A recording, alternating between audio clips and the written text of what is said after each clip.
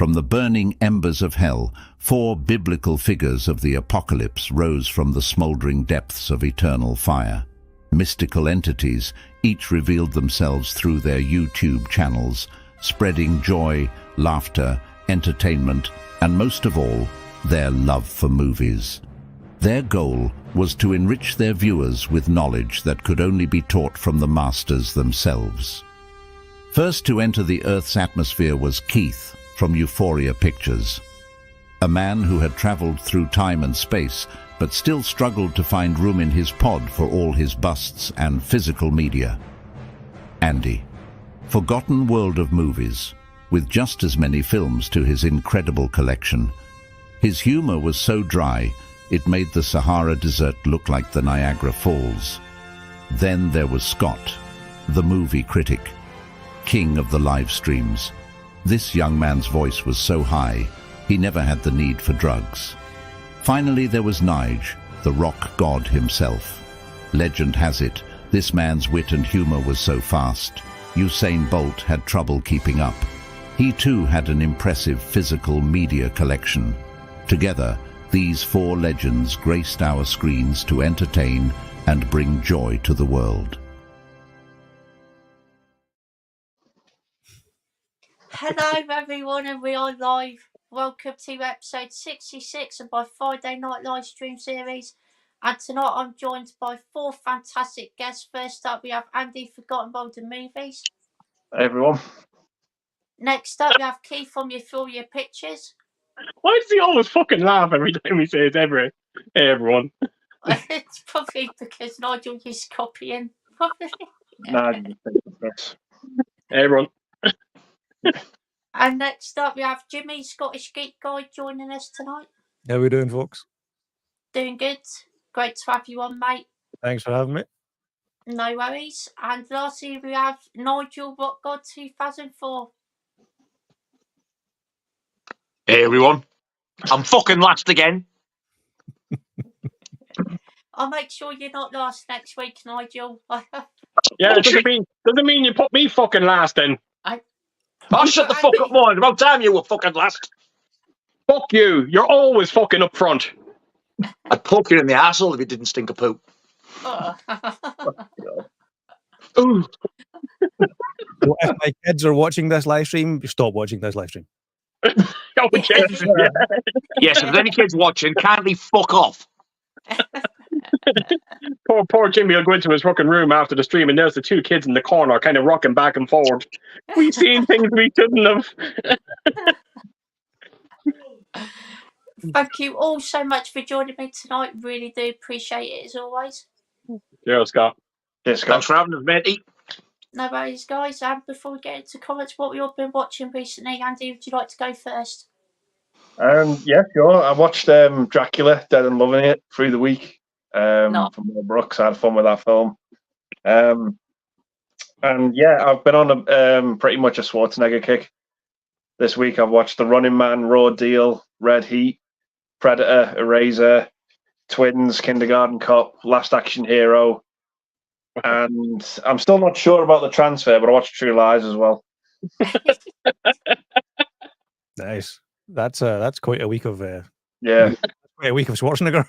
Yeah. So next week it'll all be Stallone. Oh, awesome! Awesome stuff, Andy. Great watches there, my friend. Yeah, Scott. No worries. What about yourself, Keith? Yeah, so I went through all the Ocean movies on 4K. I still don't like 12. No one. What? No one likes 12. Yeah, I know. It's just not a good movie. I thought it was going to grow on me, but unfortunately it hasn't happened. No. So, yeah, I watched the 3 of them, and as you know, it was my birthday yesterday, so I had the pick of the movies last night. I could watch whatever I want, and I watched Halloween 3, finally on this TV. Absolutely jaw-dropping. I watched The Thing, Hellfest, and Dead Silence. What was Hellfest like on that telly? It's a wonder I'm actually able to fucking talk today because my jaw was on the fucking floor for an hour and a half. I couldn't believe what I was watching. I could not believe what I was watching. I feel like It was. context here. Just thought, did you get a new telly, a big new telly or something? Yeah. Yeah, you probably weren't aware of it. So my Samsung TV broke. I had a Samsung flagship TV from around 3 years ago. It broke on me, but I still had it in warranty. So a Sony representative came by and looked at it, and they gave me their brand new flagship model for last year. Nice. As a replacement. So it's great. It's the greatest OLED TV ever made. It is, and I'm just kind of going through all the greatest hits at the moment. My top 4K movies. So yeah, Hellfest. You know, not many people who agree with me, and I don't give a flying fuck. But it's up there, top 10 best 4K transfers I've ever seen. I don't give a fuck what anyone says. I agree. It looks fucking beautiful. Yeah, it's nice. Hellfest. Sorry, Jimmy. I don't think I know that movie. Hellfest. Oh my god! If you're big into your Halloween themed movies, you'll love this one. Hellfest. I'm going to take a note of that.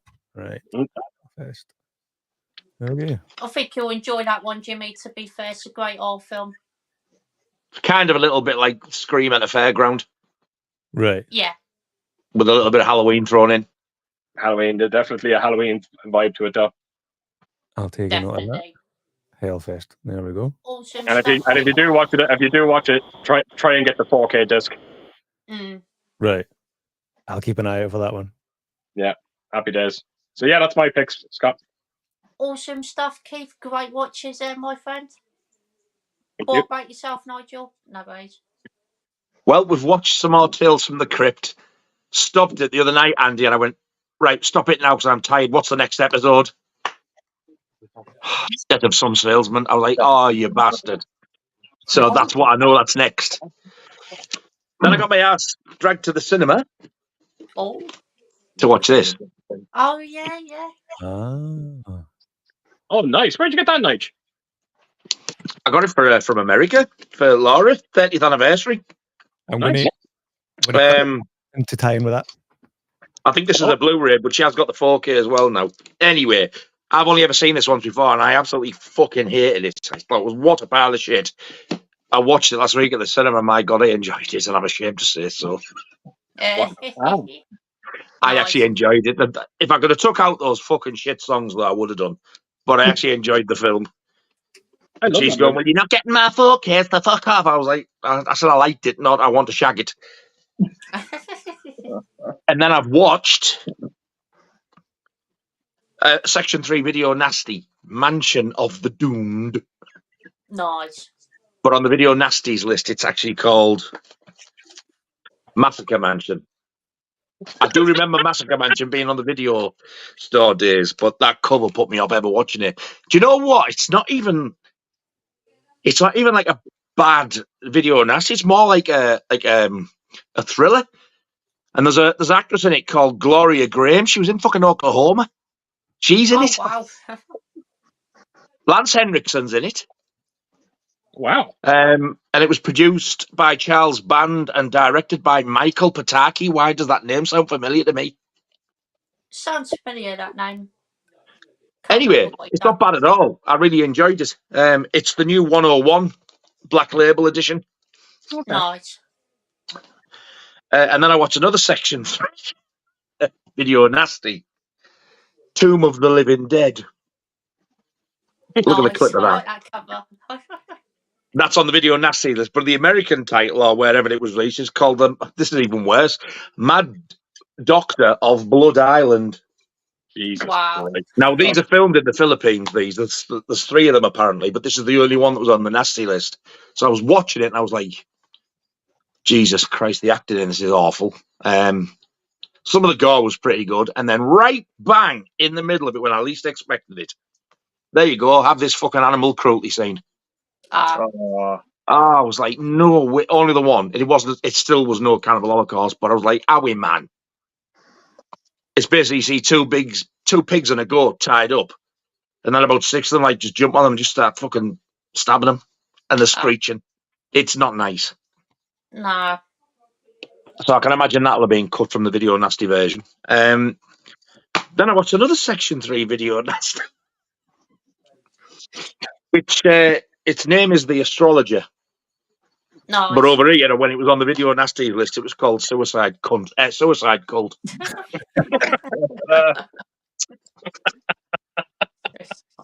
Directed by, get this, Francis A. Romero. I wonder where he got that name from. No, I Probably won't. copying John Carpenter. Yeah, it was strange.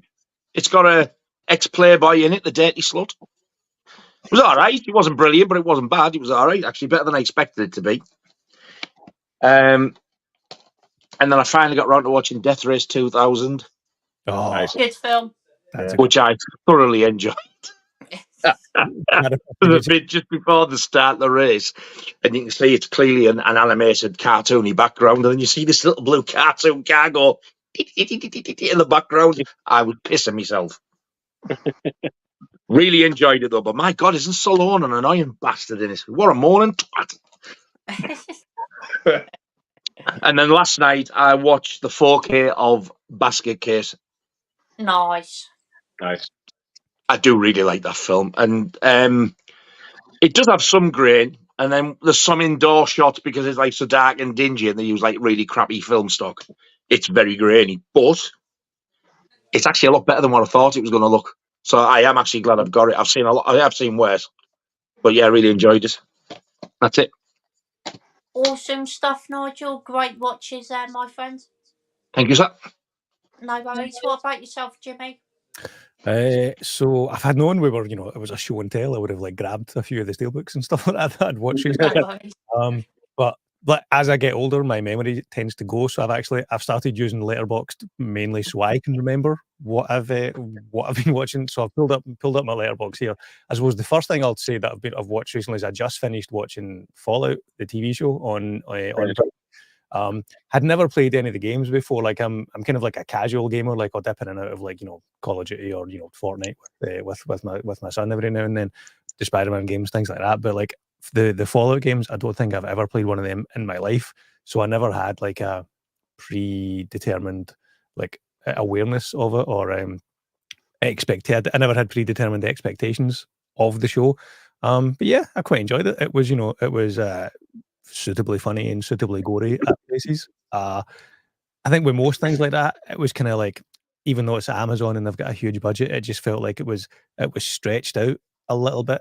And I wonder, would that have been better as like a condensed movie rather than stretched out to like a 6 or an 8 episode TV show? But I get that they've got plenty of like story lore to draw on for future seasons and whatnot. And I'm sure there was dozens and dozens of Easter eggs for people who played the games, but all of them went over my head, and I was just watching it purely cold as a TV show, as a piece of entertainment.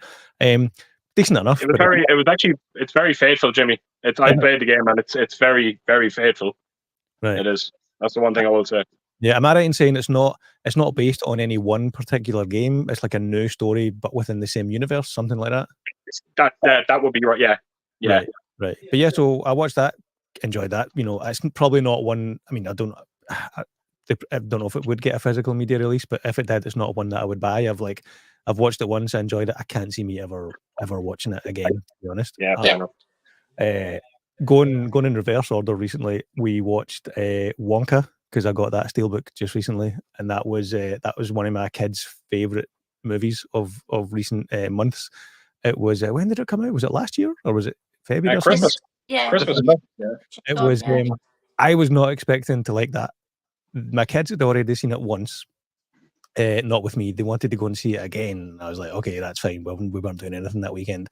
I went into the cinema to see that, back when it came out in the cinema, with the lowest of lowest expectations, and I came out a complete convert, like singing the songs and everything. So that's when we saw it. What again? Like, when would that have been? Like maybe I think Sunday night we watched that. We have movie night in the house. Sometimes they'll throw up. I've got a tiny living room, but like I've got a 100-inch projector screen that like I'll fold up to like take up the entire wall, much to the annoyance of my better half.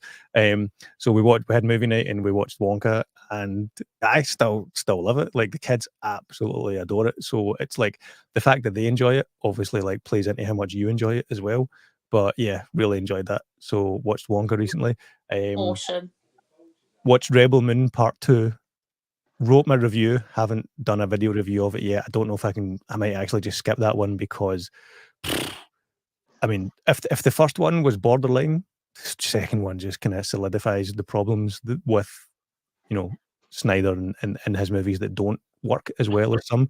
So yeah, Rebel Moon Part 2, not great. What else did I watch recently? Randomly watched Die Hard with a Vengeance not too long ago. Nice. My our oldest, she's 13, but she's been on a long-term Die Hard phase where like she watched like all of them recently back to back, except that the fourth and fifth one are not great, but like the first three, as most people would agree, are good movies. And Yeah. it was her turn to choose a movie that night, and like the younger two kids weren't here, so we watched Die Hard with a Vengeance. Interestingly, I didn't notice, but like when we're watching like repeat viewing movies like that, like older movies that I've seen dozens and dozens of times, I'll jump onto like IMDb and check the trivia and stuff like that. I didn't know that Lawrence Fishburne was offered that role, but he turned it down. I didn't know that either. And he was like, there was negotiating going back and forward. Like he didn't want to take the role because it was like it wasn't a lead part type thing, and they weren't sure who they were wanting to give the part to. Pulp Fiction had just opened at Cannes to rave reviews, so they offered the same deal to Sam Jackson that they offered to Lawrence Fishburne, and he took it. And Wow. there you go. Wow. Wow. I'm trying to think what else did we watch recently. Hang on, let me look at my screen. Oh, right. So here's one that we watched that you'll need to, as a warning to everyone, to not watch. The Walking Deceased, which I think is on Prime. What the fuck? Where did they get that title from? It's Jesus. the scary movie version of The Walking Dead. I think it's made by some of the same people. It stars one of the guys who plays, the guy who plays Dewey, Deputy Doofus in Scary Movie. He plays like the Rick Grimes version, and it's so bad. It's like I rarely will find myself wanting to turn a movie off. Like I'm the kind of guy, I'll never leave the cinema even if the movie's bloody terrible. I'll always stay till the end because it might get better. You never know. This one I was close to just giving up, even though it's only 80 minutes long. So yeah, The Walking Deceased, Amazon Prime. It is utter crap. What else? I think, is that more or less it?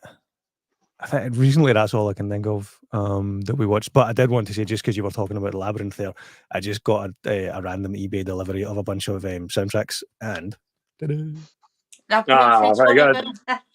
Nice. Awesome. So I'll be spinning that this weekend. Happy days. Nice. I actually bought the yellow, no I didn't, the green and the lilac vinyl of both of them. Just so I could keep them sealed and flog them I did. I think I paid 20 odd quid for them and I got over 80 for them. Wow. To go through them all. Laura's still got them, Razor's open, still not played. But you're fucking scalping, can't you? Serves itself right for releasing such shit. I don't think this is a coloured version. I think this is like the standard one. That'll be the original. Yeah. But it looks pretty good. Like there was a random eBay seller was getting rid of a whole bunch of soundtracks for quite a good price. So Ground Control to Major Tom. I got the music of DC Comics Volume 2. Oh wow, nice. I got the Raid 2 because nice one. And the score for the Raid 2 is specifically the cue or the track that's towards the end of the Raid 2 when they're going like hell for leather against each other in the kitchen. I remember the first time I watched the Raid 2, I remember thinking that cue, that score is like up there, like a top 10, top 20, like individual cues for an action movie. The way it just, it drives and pushes along the fight. It just does that because as that like 20-minute fight just builds and builds and builds and builds and builds, and the score at that moment as well is just like insanely good. And I think that and that's me for the physical delivery that came today. Awesome stuff, Jimmy. Great watches. Wait, hang on. One more to and there's this one that came from HMV. I'm 90% sure it's The Crow, but I've not opened it yet because I'm going to do a video. Right, fair enough. Happy days. Awesome stuff, Jimmy.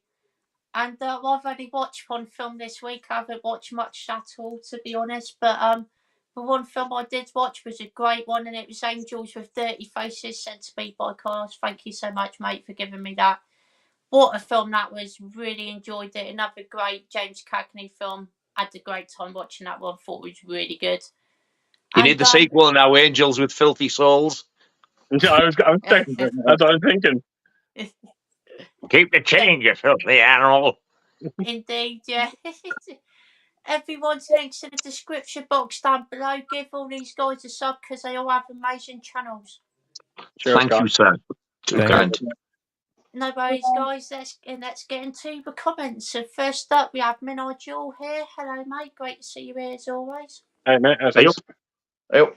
And he says, I recently watched Nicolas Cage in Arcadian. Anyone seen that? It's a horror creature feature film. I thought it was okay. I've never heard of that, to be honest. That's a fucking spider movie, isn't it? Might be, yeah. I don't know. I've never heard of that. Never heard of it. Never heard of it. No. Arcadian. No, never heard of it. Have you heard of it before, Keith? I'm just going by the title, Arcadia. It sounds like an insect movie. Possibly is, to be fair. Wouldn't be Nicolas Cage is he's a paycheck actor. He accepts anything, and it's a shame. It's a shame to see his career go the way it's gone. Yeah, I agree. He used to be in so many great films in the 90s, that's for sure. But yeah, it's definitely a shame. He still comes out with the odd wee gem every now and then. Like I think. Yeah. It's kind of like it's like for every 4 bad movies he makes, one good one comes out.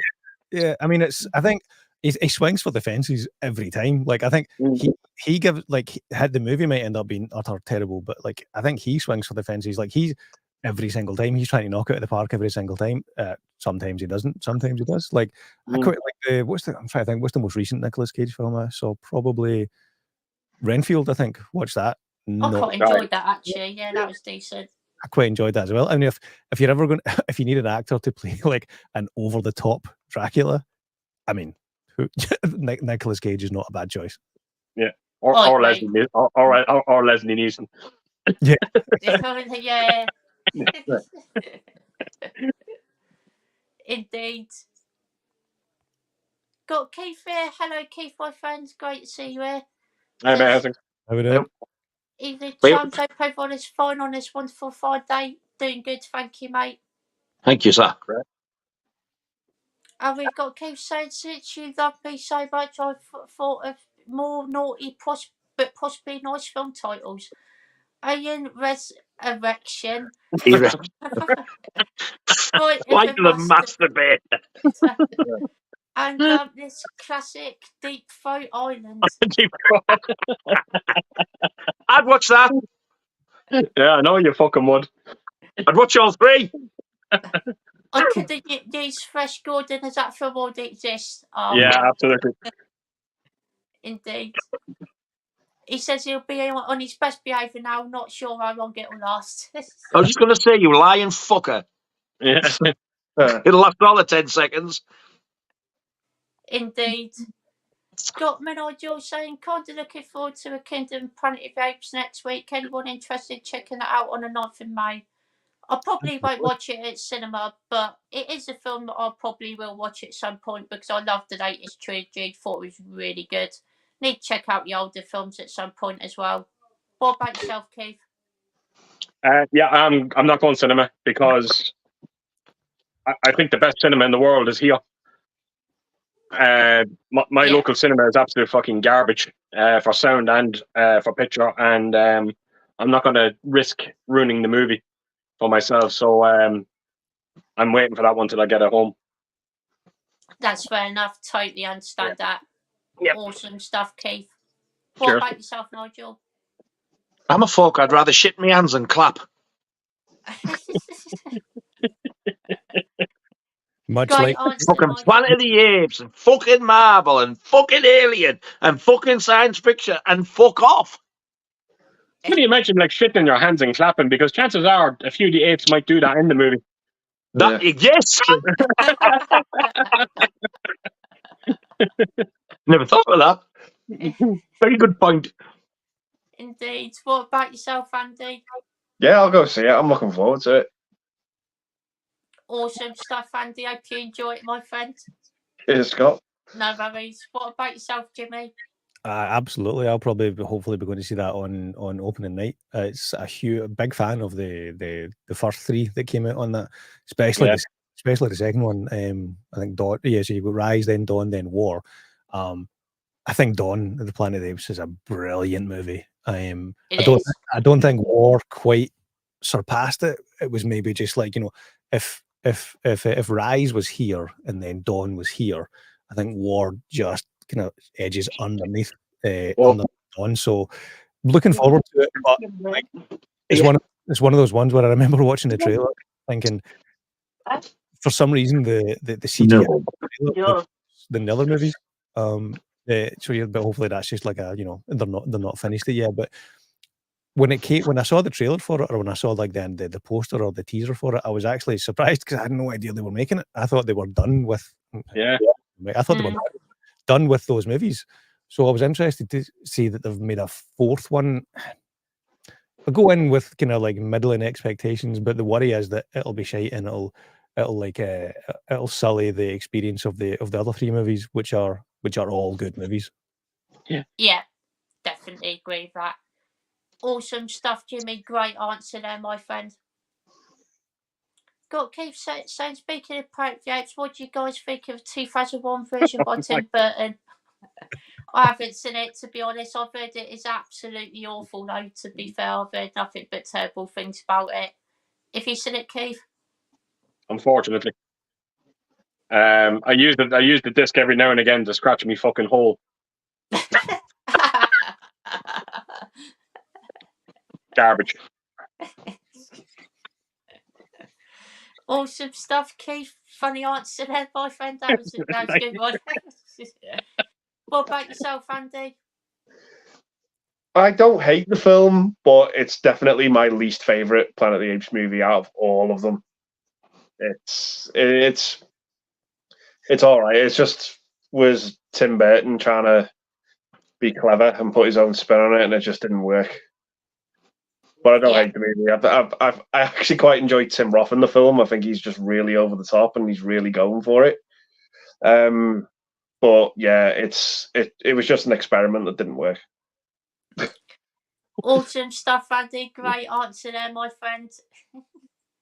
What about yourself, Jimmy? Yeah, I would agree pretty much with what Andy said. That it's not. I don't hate the movie. I think Mark Wahlberg was like terribly miscast, but that's true in half of his movies, to be fair, because he's not. He's got a very kind of like specific range, and if he stays within that range, like out of breath Boston guy, like if he stays within that range, he's normally okay.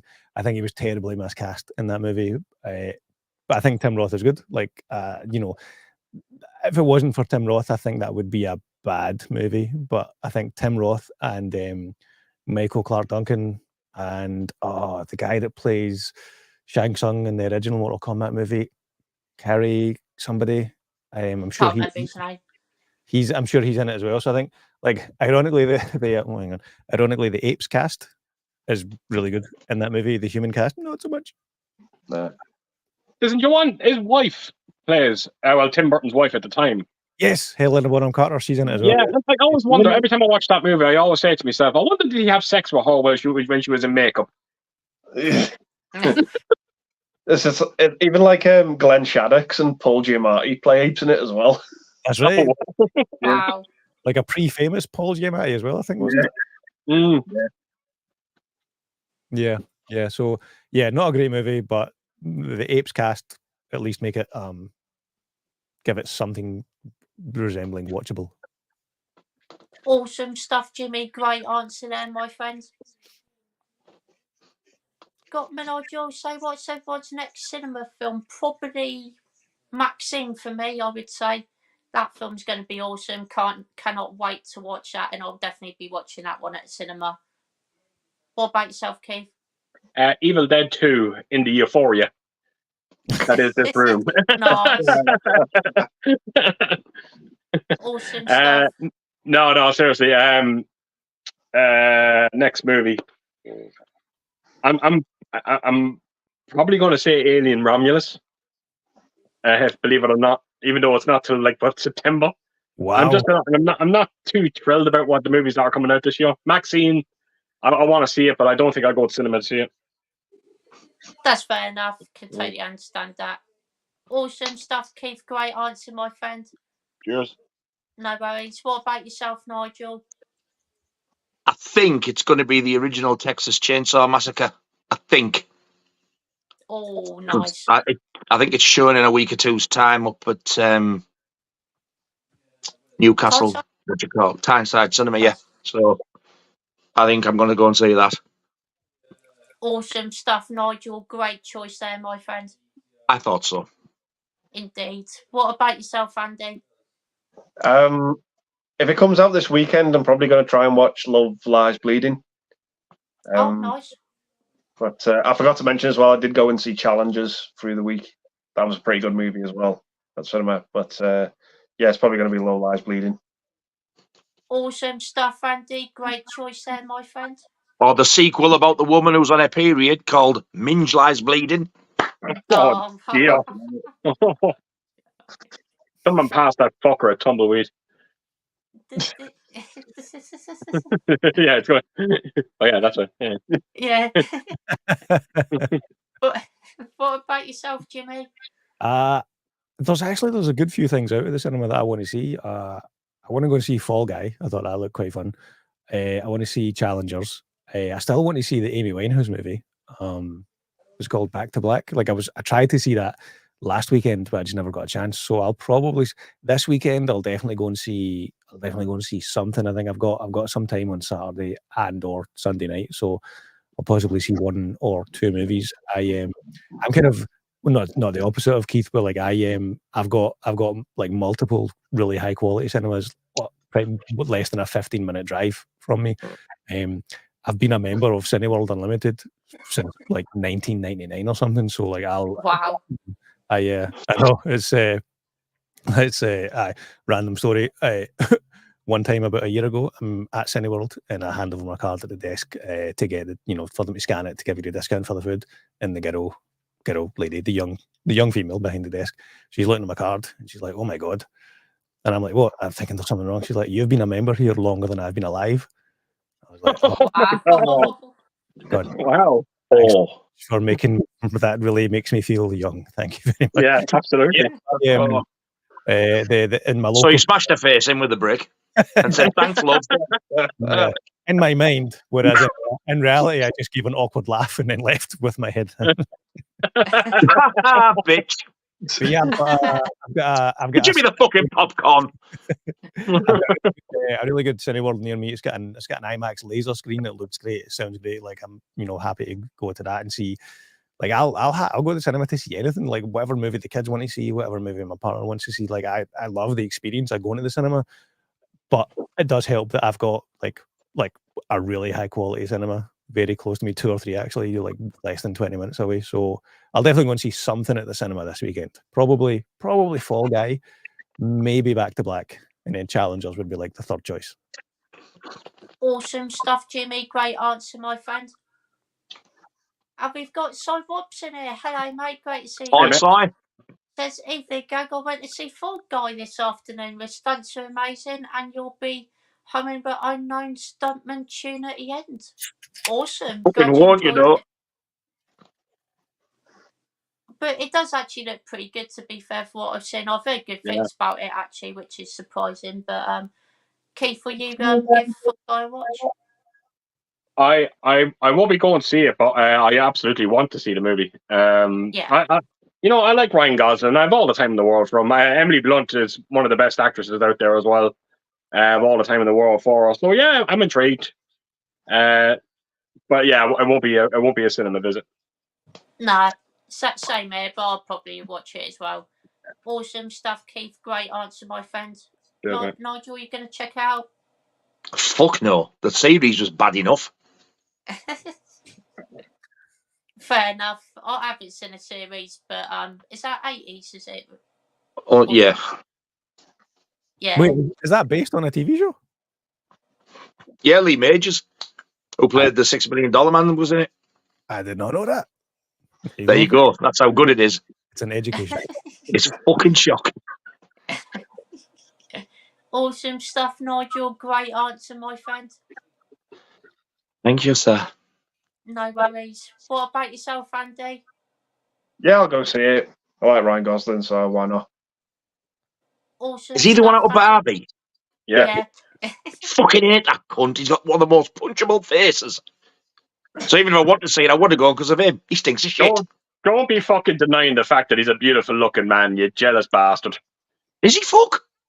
He's fucking. I would even fucking consider. I even contemplated having a wank every now and again when I see him. Well, that doesn't surprise me, seeing you have over me many times when I send you my pumps. I know, but like, yeah, I'm very fucking simple. You said it. I like a challenge every now and again.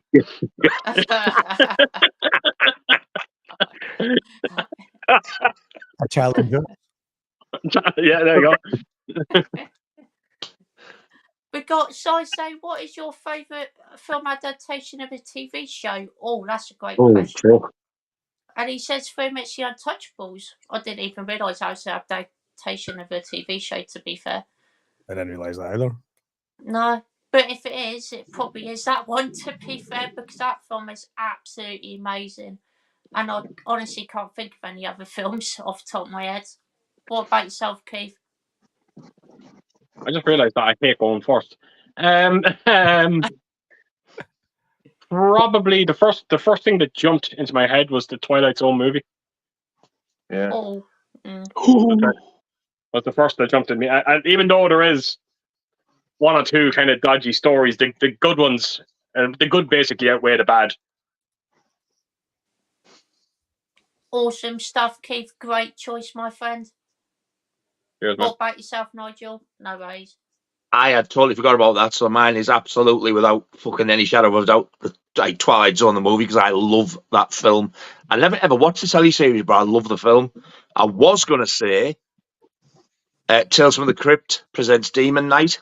Oh. Yeah.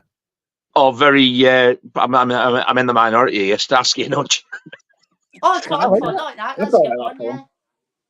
I never watched the TV. It's not as good as the series, but I do think it was good. I did enjoy it. Yeah, that's good. How good is fucking Billy Zane in Demon Knight? He is so fucking good in that movie. Yeah. What was that you was going to say, Jimmy?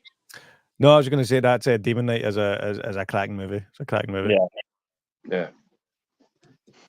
Awesome stuff, Nigel. Great choices there, my friend. What about yourself, Andy? The only one I can think of that's different is Masters of the Universe. Oh. Fuck men backwards and call me fucking Rupert. Yes. I just spent a stupid amount of money to get the new Umbrella Entertainment the release of that that's coming out in a month or two. Just because the shipping from Australia for Umbrella is ridiculously high, but yeah, that movie holds a special place in my heart from childhood. Yeah, me too. I thought you, if anything like that, I thought you just said Muppets Christmas Carol from the Muppet Show. Also a good joke. There's that as well. You never thought of that, fucking, did you? See, but you're a big fan, Andy, as well of. Was it you that told me that you enjoyed the Miami Vice movie? No, I can't stand the movie. I love the show. Oh, it wasn't you. Someone said it to me. Terrible I didn't movie. like that film either. The show is insane. I absolutely love the show. I can't stand the movie. Oh, okay. I actually quite enjoyed the Dukes of Hazzard film as well. I went to the cinema to see that. Not seen that one.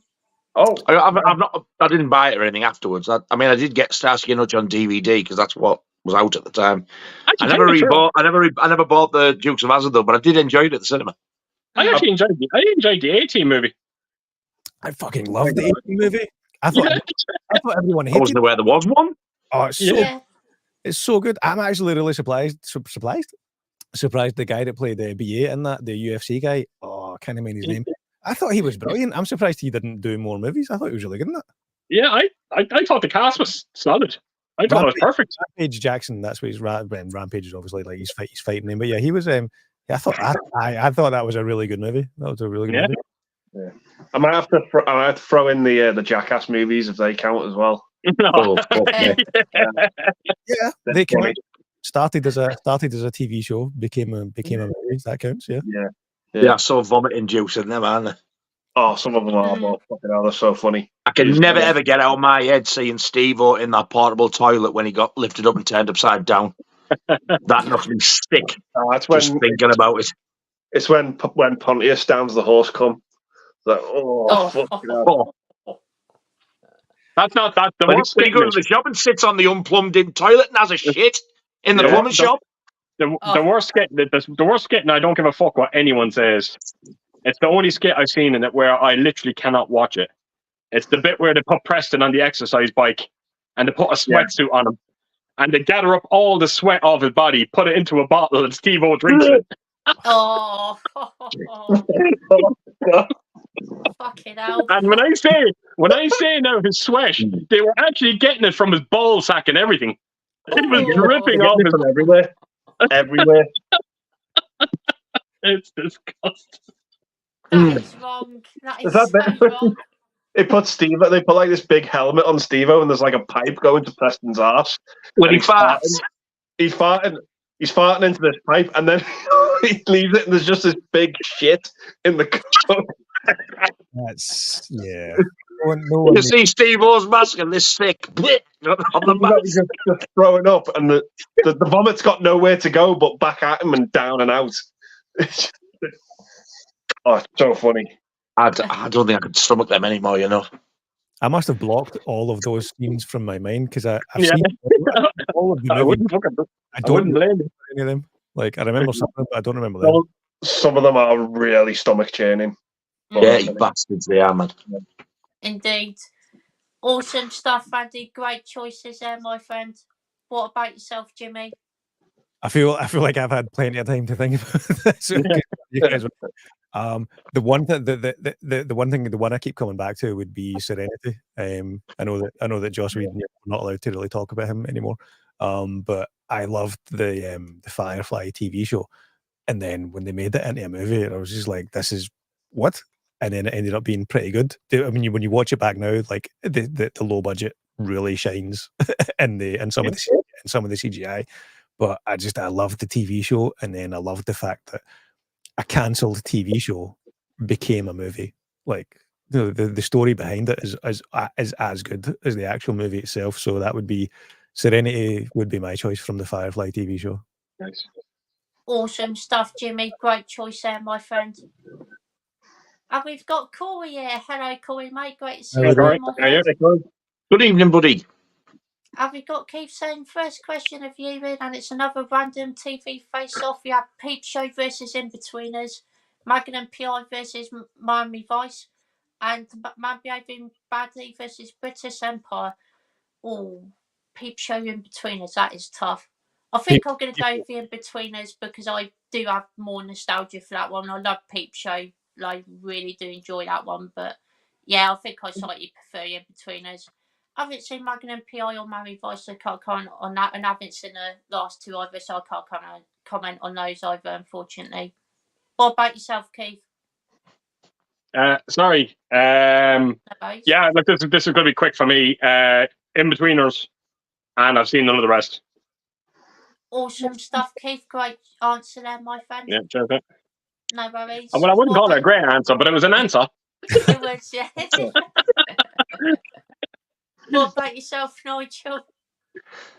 I don't think I've seen Peep Show, but I did like the In-Betweeners. I never used to watch Magnum or Miami Vice. I've seen bits of Men Behaving Badly and thought it was fucking daft, but I absolutely loved the British Empire when it was on.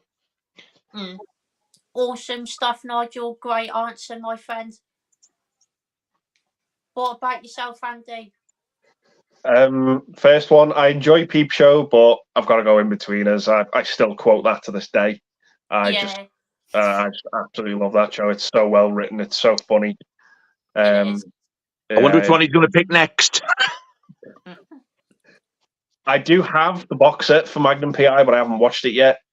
So I'm going to have to go Miami Vice. I absolutely love the Miami Vice TV show. I thought it was fantastic. The music in it was amazing. Don Johnson height of his powers.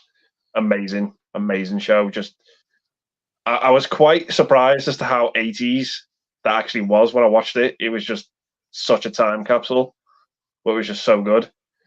And Men Behaving Badly in the British Empire, I know of, but I've never seen. No worries, Andy. Awesome stuff, mate. Great answer there, my friend. What about yourself, Jimmy? I'm going to go in reverse order because the Peep Show versus In Between Us is the hardest one to call. So in reverse order, Men Behaving Badly versus the British Empire. I do remember watching both of those shows. I don't know if I wouldn't say I'd seen every single episode, but I've seen, I would say, most of the episodes. I'm going to edge it to Men Behaving Badly, but you know, Chris Barry and British Empire is good as well. Miami Vice versus Magnum PI. Again, I've seen random episodes of them both, but like they both kind of slightly predate my TV watching days, I suppose. Going to go with Magnum PI, just for the mustache. So, In Between Us versus Show. That's a tough one because I think, like Andy said, you're like I think me and my pals probably still quote both of those shows to this day, like Number Wang and Friend, or like, you know, maybe not, they're not daily quotes, but I would say they're weekly quotes. I'm going to give the edge to Peep Show purely from a production point of view, like the point of view POV way that was filmed. Not the first time they've done that, but I just think the way they managed to like consistently keep it fresh and not, you know, they didn't draw too much attention to it. Like once you accepted that's the language of like of how it's shot, you just accept it and you just go with it. You don't suddenly think to yourself, where is that angle coming from? But like the way they would always subtly like justify each angle, because whether it was people walking by and they would look up and see the people walking by, and then you would see those people's point of view. So I think just like from a technical like filmmaking point of view, that gives it the edge for me. But they're both bloody hilarious. Yeah, definitely. Both great shows. Awesome stuff, Jimmy. Great answer there, my friend. And we've got Danny Jukes here. Hello, mate. Great to see you here, my friend. How we doing? All right, Danny, mate. And we've got Slipknot fan here as well. Hello, mate. Great Yeah, to see mate, how you things here. are you? Yep. And we've got Gary St. John. Hello, mate. Great to see you as Yeah, always, Gary, my how friend. things, mate? All right, Gazonka. Got Gary saying, so is there a movie you think was undeserving for cinema release, and a movie that did deserve one but didn't get it? Oh, We only just spoke about it tonight in the chat tonight. That's the one that has just popped in my fucking head there, yeah. And I'll mention that one. That film is Trick or Treat. That film should have definitely got a cinema release, no question about it. Of course you'll mention that one, you little shite. I knew you fucking would. As for one that didn't deserve one, I'm not too sure, to be fair. I'm sure there's loads, but off the top of my head, I can't think of one. What about yourself, Keith? Oh, undeserving. Any Twilight movie, fucking the latest, the last bad Black Christmas movie, Fantasy fucking Island. Just, the list goes fucking on and on.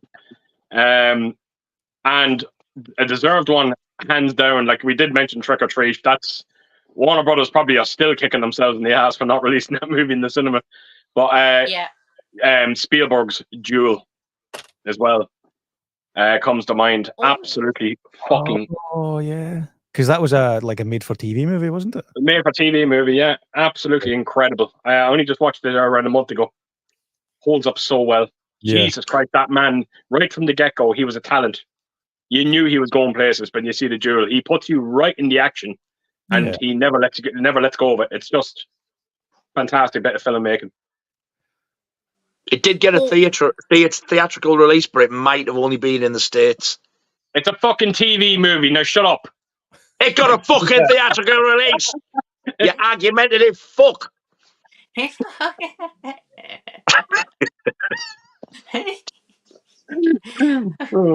fucking Mr. Stats. Fuck you.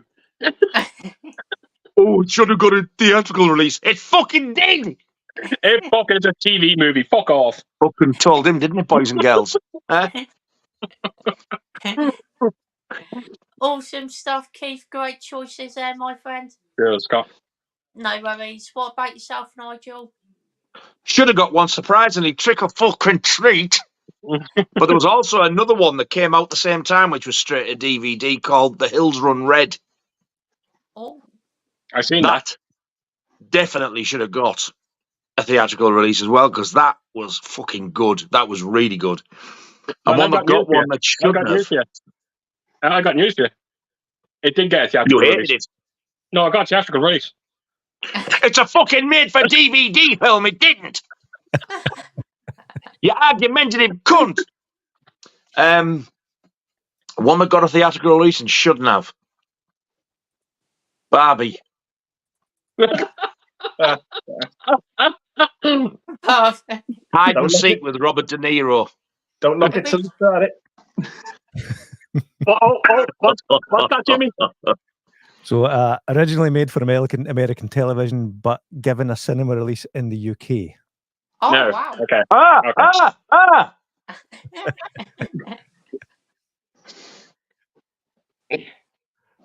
I was still fucking right.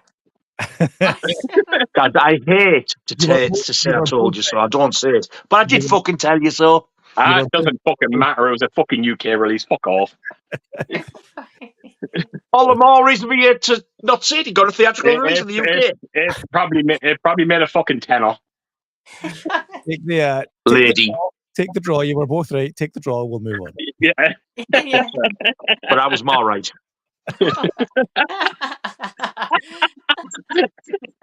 Awesome stuff, Nigel. Great choices there, my friend. What about yourself, Andy? So a movie that got a cinema release that probably shouldn't have. I've never seen it, but I'm going to say the Emoji Movie. I think we The probably fucking what? the Emoji. Emoji movie. You've made that up. No, Nope. it's a film. I'm It's a real surprised you've thing. not heard of that one, Nigel. Oh, we're fucking doomed. It's a film that I own on Blu-ray. Oh. What next? Would You've you offended throw, me. The movie. Would you throw cats in there as well, Andy? Yeah, probably. But I went to see that at the cinema and I had a ball with it. As horrible as it was. He likes James Corden's arsehole. Probably the only part about him I do like. Because he fucking is one. We always said he was a big fucking pussy. Yeah. I mean, that's low hanging fruit. That's low hanging fruit. You can come up with more than that. But I'll say for a movie that didn't get one that should have, I'm going to go with the Fear Street films. Nice. Oh, yes, that's a good call. I like that. Awesome stuff, Andy. Great choices there, my friend. What about yourself, Jimmy? So undeserving of a cinema release, I'm going to say like nothing. Like, you know, I'd happily like have everything in the cinema so that you've got a choice to go and see it. Like that's, you know, as the years go by, the choice becomes less and less. You know, especially during COVID and whatnot. Like there was, you know, the worry about cinema. Like, is it going to recover? Is it going to come back from this? And you know, it didn't die, but it was like, you know, it was on life support for a while. Even pre-COVID, but then, you know, COVID was almost the final nail in the coffin. So, no, I would say, I mean, there's plenty of crap movies that I've went to go and see in the cinema, but like, you know, like I said, I'll happily go and see anything at the cinema. I might not love everything, but I wouldn't say anything's undeserving.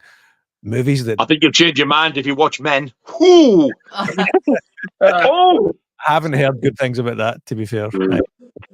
Please watch it. I would love to know what you think. I think it's the only Alex Garland film I've not seen, because I did a review of Civil War just recently, and when I was looking through his filmography, I was like, man, I didn't realize he did that as well. So no, I've not seen that. No, movies that deserve one that didn't get it. There's two that spring to mind because there's two of my top 5 movies, I think, of 2023. One of them was oh crap, what's it called? The Jake Gyllenhaal Iraq war movie. What's it called? Not Jarhead, is it? No. The one just last year. The Guy Ritchie movie. Oh yeah, I remember the title. Jake Gyllenhaal Amazon Prime movie, directed by Guy Ritchie. Anyway, so we'll come back to whatever that one was, because that was really good. And then I think my favorite movie of 2023 didn't get a cinema release, and it was Extraction 2. Nice, really cool. That's as an action movie, I thought that was bloody, and that's probably my favorite genre. That was bloody brilliant. Like I would have loved to have seen that in a cinema, like a big cinema screen with a good, or even any cinema screen. But like, yeah, that was genuinely my favorite movie of 2023 was Extraction 2, and it was a Netflix movie. And I remember it was interesting at the time because Netflix kind of treated it like it did get like it was a theatrical release. Like they sent the cast on a press tour more or less around the world. They probably didn't spend as much money as a big budget cinema release would do. Like when you look at what the Fall Guy marketing and press tour is doing, they didn't quite go to that level for Extraction 2. But for a Netflix movie, for a streaming movie, they don't usually do big global press tours. But they kind of did for Extraction 2. They were treating it like a theatrical release, but it was a Netflix movie. So yeah, Extraction 2 and whatever the Jake Gyllenhaal, Guy Ritchie movie from last year in the Iraq War movie. Can't believe I can't, what was that called? Anyway, those two would be my choices. Extraction Awesome. 2 sounds like a fucking psychotic dentist. You've got me tuned out. I'm going for Extraction 2. The Dentist 3 Extraction. Yeah. Guys, The Covenant. I'm sure it was called the Jake Gyllenhaal movie. They're called The Covenant. Yeah. Okay. Awesome stuff, Jimmy. Great choices there, my friend. Thank you. Have you got Si saying, I went to see a band called Alvana at a weekend. They're an Elvis Nirvana tribute act. It's a mix-up of tribute acts that you'd like to go and see. Well, certainly not that one. Yeah, I've heard them. They are bad. I'd rather have a fucking colonoscopy. An Elvis I think Nirvana I would. tribute act. That's a movie right there. Yeah, I'm fucking telling you. Yeah. Yeah. Not a particularly good one, but a movie all the same. Like a This Is Spinal Tap mockumentary Yeah. of Elvana. I would. That's a deserving of the cinema movie. Elvana, Mistress of the Dark. I just have now fucking Smells Like Teen Spirit in my head, only been sung by fucking Elvis. Oh, yeah. That would be. It's actually kind of intriguing when you do think about it. It is, yeah.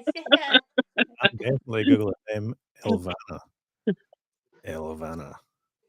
But yeah, I don't think there is any that I'd like to see off the top of my head, to be honest. What about yourself, Keith? What was our question, though? Yeah, which tribute acts would you like to go and see? A mix-up of tribute acts like Elvis and Nirvana. Is there any more? I don't. There's one I Or can does he mean make them up? You'd like to see one? There's one I can think Yeah, of. probably. One I can think of. Fucking, Not Billy Rotten. Billy Rotten and Johnny Idol.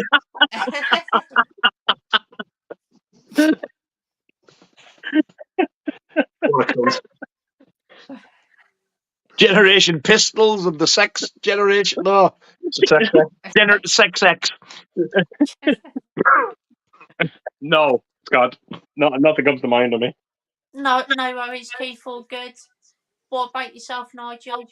Absolutely fucking not, no. Nah, I can totally understand that. What about yourself, Andy? I don't know, maybe the Beatles and Queen, something like that. I don't know. Billy Rotten. Give me the giggles every time I hear that one. Yeah, it's a good one, that, to be fair. Billy Rotten.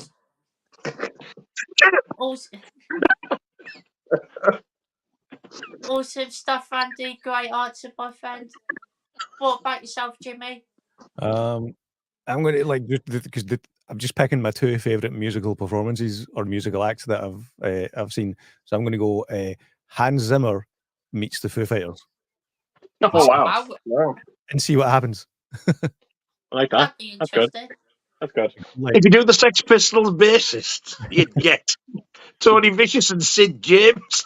Like imagine Dave Grohl doing the vocals to that Lisa Joy does on the Gladiator. Oh my god! Oh wow! I think that would be cool. Definitely. I like that. Awesome stuff, Jimmy. Great choice there, my friend. Got Keith saying, Elvis Cobain and Kurt Presley. Kurt Presley, oh my God.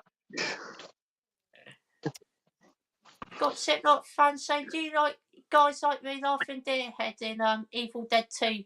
He's only on screen for 20 seconds, but his mechanical laughter and the way he crazy moves his head is so memorable. I wish we'd seen more of him.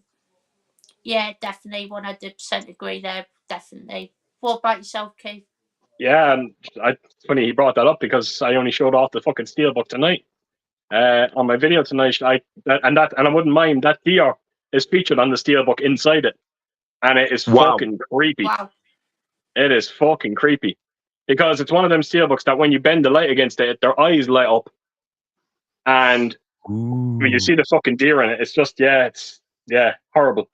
To be honest, Jay, I like his little cameo in it. I don't think I needed to see any more. If I'm completely honest, but he was pretty good in it. Awesome stuff, Keith. Great answer there, my friend. Cheers, mate. No worries. What about yourself, Nigel? Yeah, I laugh every time I see it, to be honest. But I think had it been in the film anymore, it would have took away the humour. It might end up of like becoming annoying after a while. Mm-hmm. But I think the time that it's actually in the film, I think it's just right. Yeah. Awesome stuff, Nigel. Great answer there, my friend. What about yourself, Andy? Yeah, I like that scene in the movie, but the noise coming off it is just fucking freaky. Hey, the truth, the lamp makes me laugh more. It does. Awesome stuff, Andy. Great answer, my friend. What about yourself, Jimmy? I can't remember that scene. Oh, wow. I have seen Evil Dead, all of the Evil Dead movies, but I'm not like, I don't hold them in as much high regard as I think the vast majority of the movie-going public do. I own, I think, at least 2 copies of it, of Evil Dead 2 specifically. But yeah, I can't remember that scene. So yeah, I'm fine with it only being on for 20 seconds because I can't remember it. No worries, Jimmy, all good. Got Cy Robson saying, to be fair, we are Varna singer that's like Dave Grohl. There you go. Fair enough. Might have been him. Might have been, yeah. Got Ellen Smith. Hello, Ellen. Great to see you here as always. Hello, Mrs. Euphoria, me dear. How we doing? How are you? She says, hey, all, favourite character name in a movie? Oh, that's a great question. That's a good one. Fuck. Favorite character name in a movie? That is tough. So Austin Danger Powers came to mind. that's Yeah, a good Diggler one. popped in my mind, but I wasn't a real massive fan of the film. Thank God he popped in your mind and nowhere else. Ellen knows my favourite. She knows well what I'm going to say. Oh, I've got another one. Without a shadow of a doubt. Snake. Casey fucking Ryback. And it only works if you put the fucking in between. It does. It does. But he's just a cook. Who is Casey fucking Ryback? The Snake Plissken is another great one. Yeah, definitely. Awesome stuff, Keith. Great choice there, my friend, and great Cheers, choice mate. from Jimmy as well there. I'm trying to think of what else. I'm going to go with Crabbelang from Rocky 3. I think that's quite a cool name. I like that one. That's good. What about yourself, Nigel? I really can't think of one. No back to the party. Nick the Dick.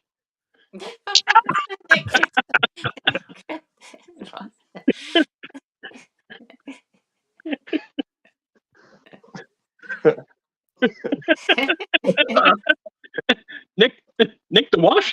The Dick. And his brother Suck. It's awful.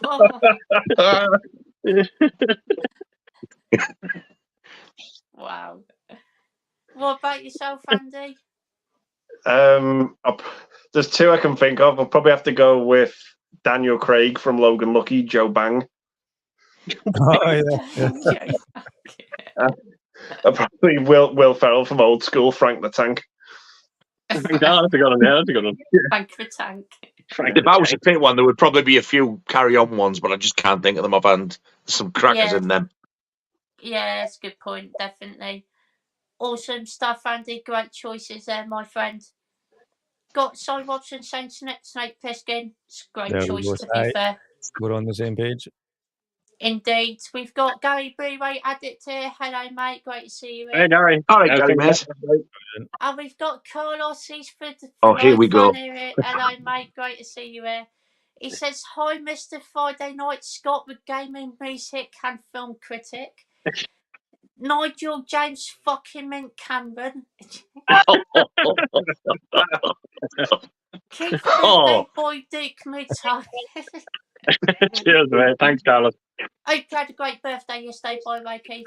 Yeah, I had a blast. I got fucking very drunk last night, and I just watched some fucking great movies. I was in the Nice. element. Sounds fucking good to me. Yeah, Yeah. happy days. And I had Indeed. a wonderful woman sitting beside me, enjoying it all. No, Feeding you grapes for your birthday. Yeah, feeding me great. She was fucking probably trying to choke them. happy belated birthday. Cheers, mate. Thank you very much. Indeed.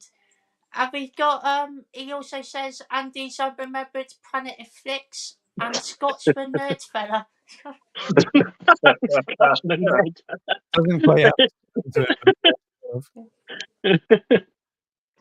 And we've got Gary saying love the thumbnail, Nige, great job, 100%. Oh. Jolly good. Glad you enjoyed it. Cheers, Great Gary. thumbnail. And we got Michael Hewitt here. Hello, mate. Great to see you. Hello, my bud. friend. Hey, Michael. Says, good evening, everyone. If you had to buy one of the following movies, which one would you choose? Stop on My Mother's Sheet, Battlefield Earth, Cats, Glitter, Catwoman, or Spice World? Wow. Oh, you fucker. Own Spice up World. if you have any of them. I have the Stallone one. Have a good stream. Own up if you have any of them. I have the Stallone. Oh, he put that I twice. know somebody who's got Spice World, I think. Yeah, I know someone who fucking likes it as well. Yeah. I have Yeah, some. he's a fan. Right. Out of the six, I have a copy of it though. out of the six of those movies, I own 4. Wow. Oh, wait, what's the 4? I know the last one's one of them. I own Stop or My Mum Will Shoot, Battlefield Earth, Cats, and Spice World, the movie. He's bought Cats. He's fucking bought Cats. I own 3 of them. Which ones do you own, Keith? I own Stop at My Mum Will Shoot, Battlefield Earth, and Catwoman.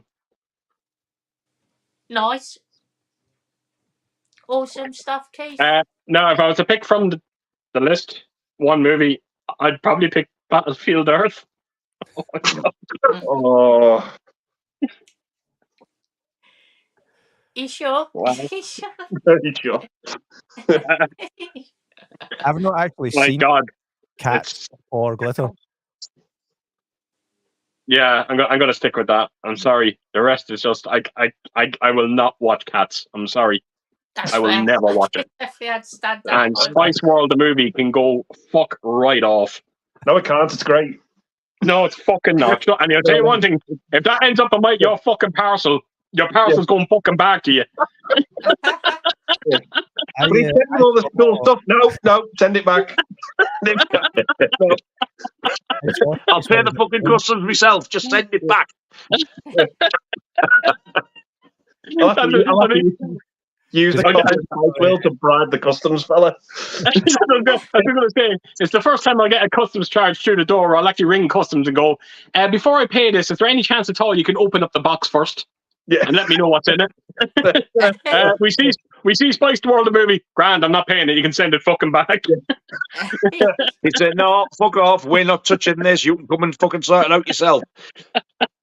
What's not to like? You've got Roger Moore as the villain, Meatloaf driving a bus. Yep. Does anyone remember National Cinema Day when movies were £1 just for that one day? Wow. They did it. This might be predating a couple of you guys, but it was in the late 90s for 2 or 3 years running. They had National Cinema Day where movies were only £1. Every cinema, any movie, only £1. I saw Spice World as part of a 5-movie cinema marathon one year. Spice World was one of the movies I went to see at the cinema on National Cinema Day for £1. Well, in all fairness, Jimmy, I was going to just try and say I think you fucking spent too much. you were robbed £1. Many would agree. Many would agree. I think £1 is about right. I think to see that. I've seen 2 of those movies at the cinema. Which ones? Captain Spice World. Fuck. But I've never So seen. not only did he see Cats at the cinema and see James Corden, he then went and bought it as well. You must be real proud of yourself. I did wait for it to come down in price. Well, I don't think I can. What, you got it for $9.99 instead of a tenner?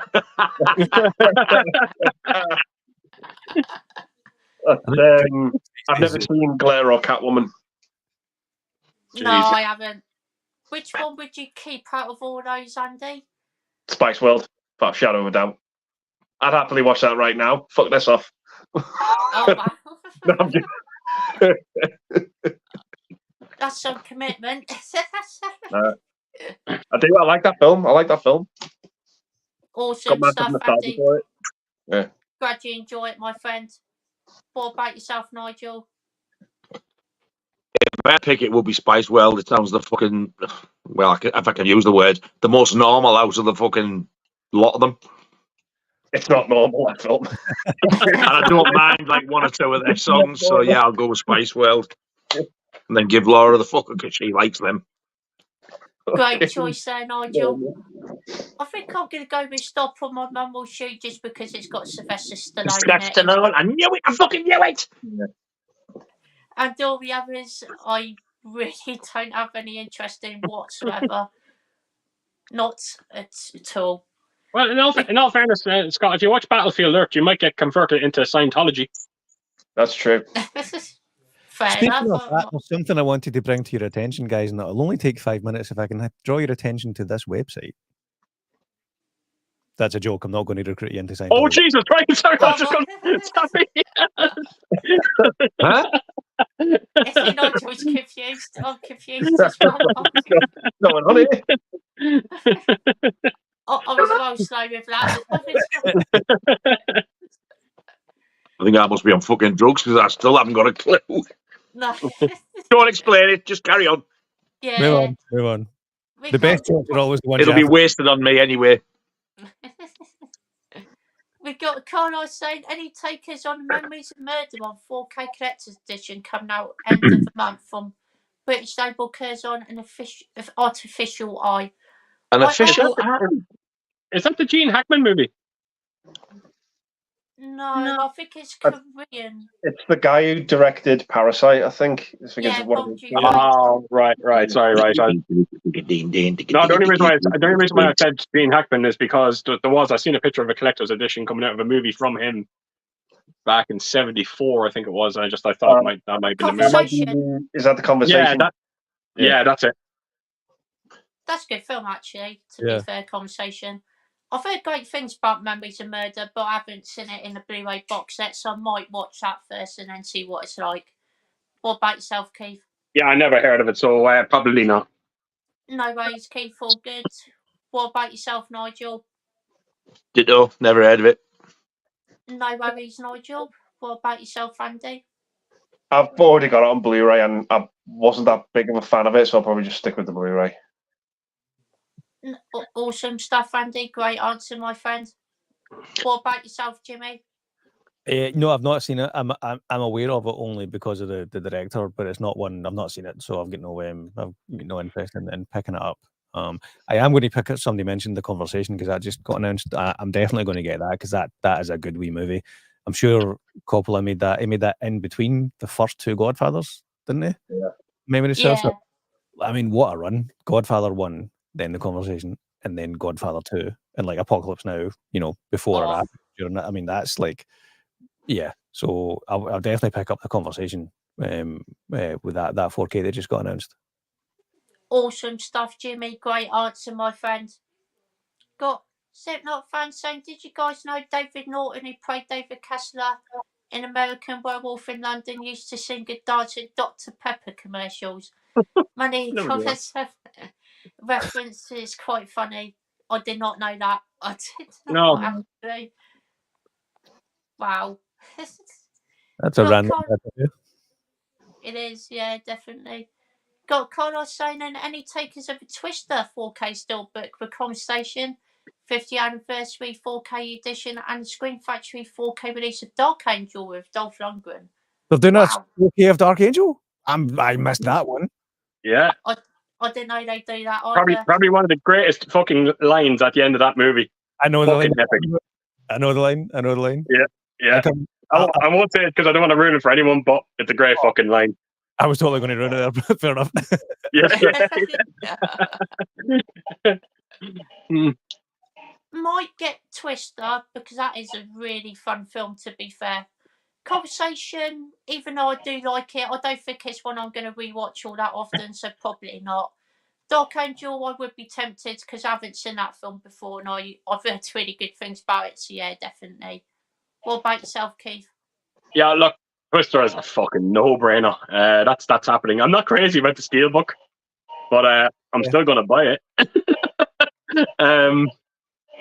The Conversation, you know what? I might take a gamble on that and see what it's like. I like the look of that anniversary edition, so yeah, I might take a gamble on that.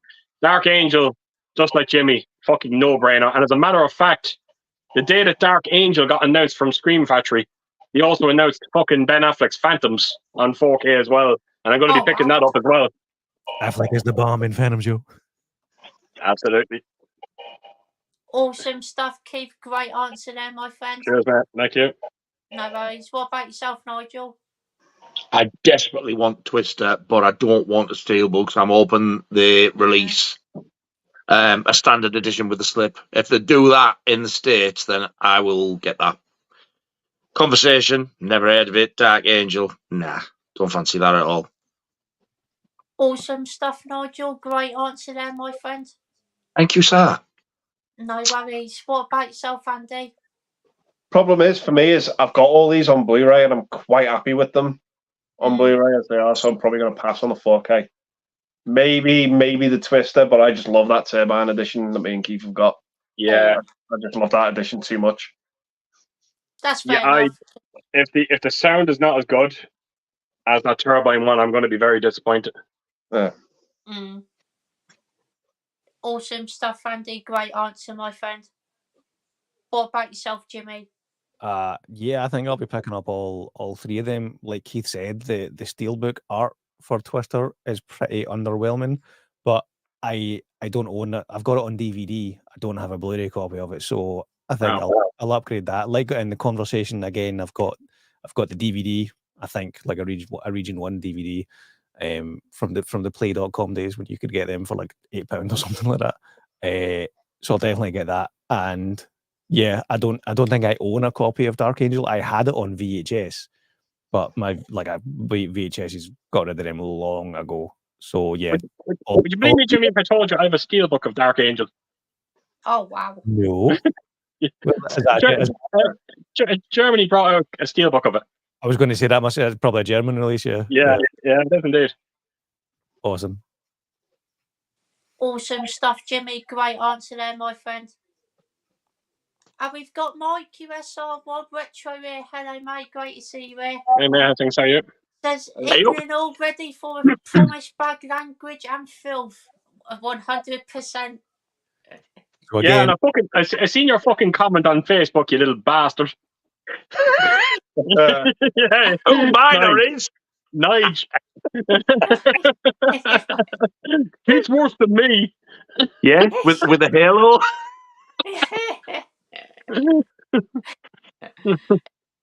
You little bastard. I thought mine would probably was quite funny as well. Can't Brilliant. Oh, here we go. We got Keith saying that's here a British Scotty mate. Give us some Hunter Hills. I'm not going to do much of this, to be fair, but I will do a little bit. Run to the hills. Fuck me, you didn't tell me you were getting Bruce Dickinson on the fucking panel. Scott you- Dickinson Wow. and Bruce, the movie critic. Definitely. Scott Dickinson. Oh, wow. Oh. Brilliant. Scott Maiden and I am the movie critic.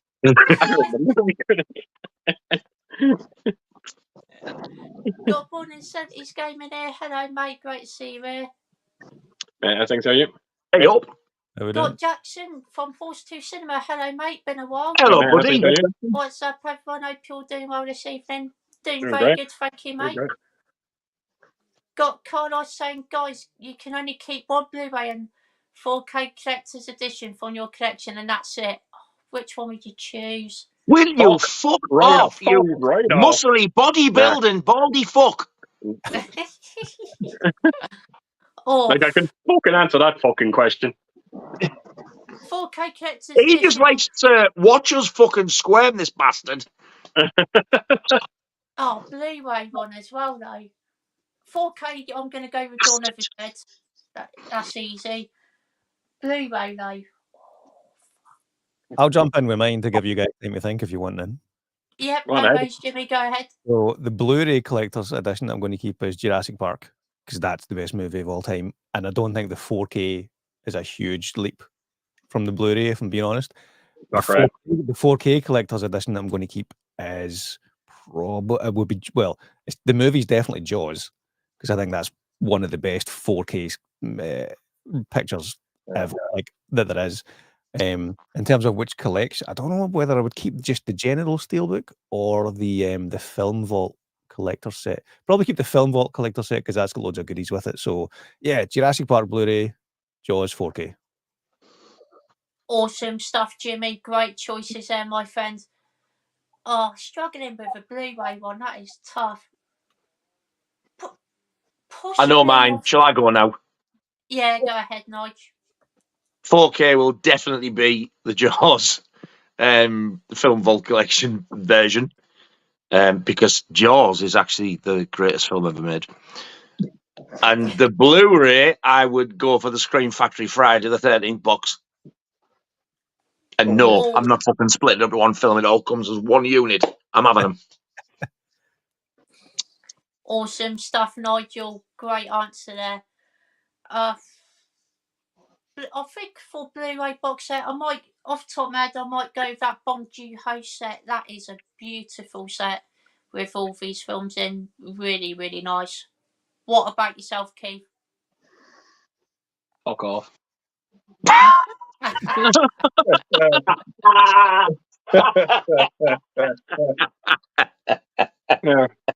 I'll keep the Blu-ray. I'll keep the Blu-ray of Fuck Off and the 4K of Go Fuck Yourself.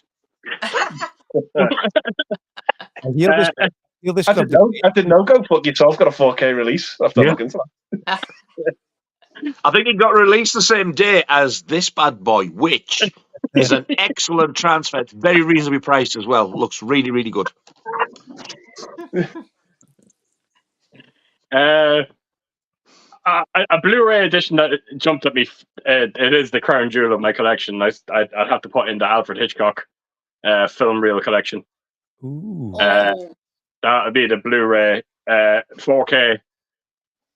I don't know. I honestly don't know. I have that many fucking collectibles on 4K that I couldn't part with fucking any of them. Yeah, it's a bit of a cruel one, that, isn't it? It is. You see, I'm trying to put emotions aside. I'm trying not to. I'm trying to put the movie and you have the collector's edition and then the movie. And I'm trying to put the movie aside because if I was basing it on the movies, then the Hitchcock collection wouldn't be there. As much as I love the movies, there's just better movies there for me. But in terms of the release itself, the collector's release, hands down Alfred Hitchcock. But the 4K is nah.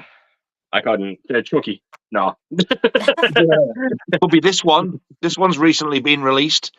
Excellent transfer, very reasonably priced.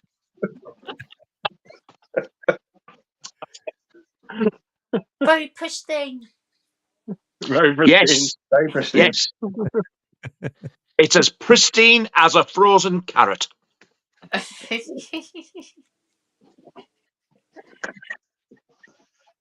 What about awesome stuff, Keith? Great choices there, my friend. I didn't even make a fucking choice. What about you, Andy?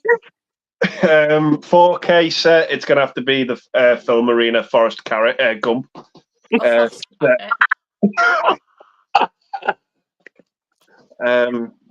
I've got Blu-ray. And the Blu-ray would have to be Donkey Ride.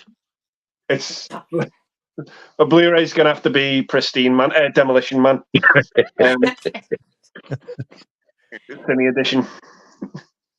Nice. That's a good one, to be fair. Awesome stuff, Andy. Great I choice. think we've just killed Keith. You need to watch that film, by the way, Killed Keith, with Keith Chegwin.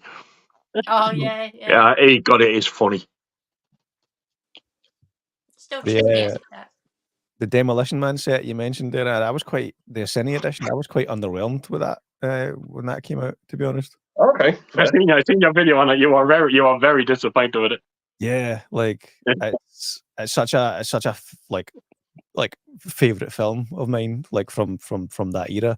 But yeah, just like the Cine edition was just like, nah, like didn't like it. Wasn't a fan. Fair enough. Doesn't look as good as this, does it? No, it's reasonably priced.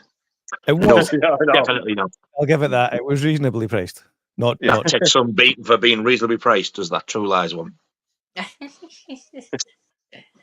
We got Jackson saying, recently showed my buddy on both versions of Vanishing. The original was such a great thriller, but that remake is one of the strangest anomalies ever. Dreadful. Have you guys seen it? I haven't seen either of the Vanishing films, to be honest. What about yourself, Keith? So I'm obviously getting my movies confused, y'all. What was the movie that Kiefer Sutherland was in? Vanishing, I think. It was The Vanishing, was it? Yeah, Jeff Bridges as well. Is that the remake one then? Because I'm sure the original's French, isn't it? Yeah. Possibly. I can't remember. Is that the one with Sandra Bullock was in it? Yeah. Is it Sandra's the remake? bollocks. It's a remake. They're both made by the same director. Is that the remake? No, because it's just when he said a strange anomaly, I was like, there's nothing particularly strange about that movie. Am I right? I remember enjoying it. I don't remember it that well, but I wouldn't class it as a strange anomaly. I don't know. Nah, but I'm not too sure. I haven't seen it. I don't know. No, is Keith all good? You seen it, Nigel?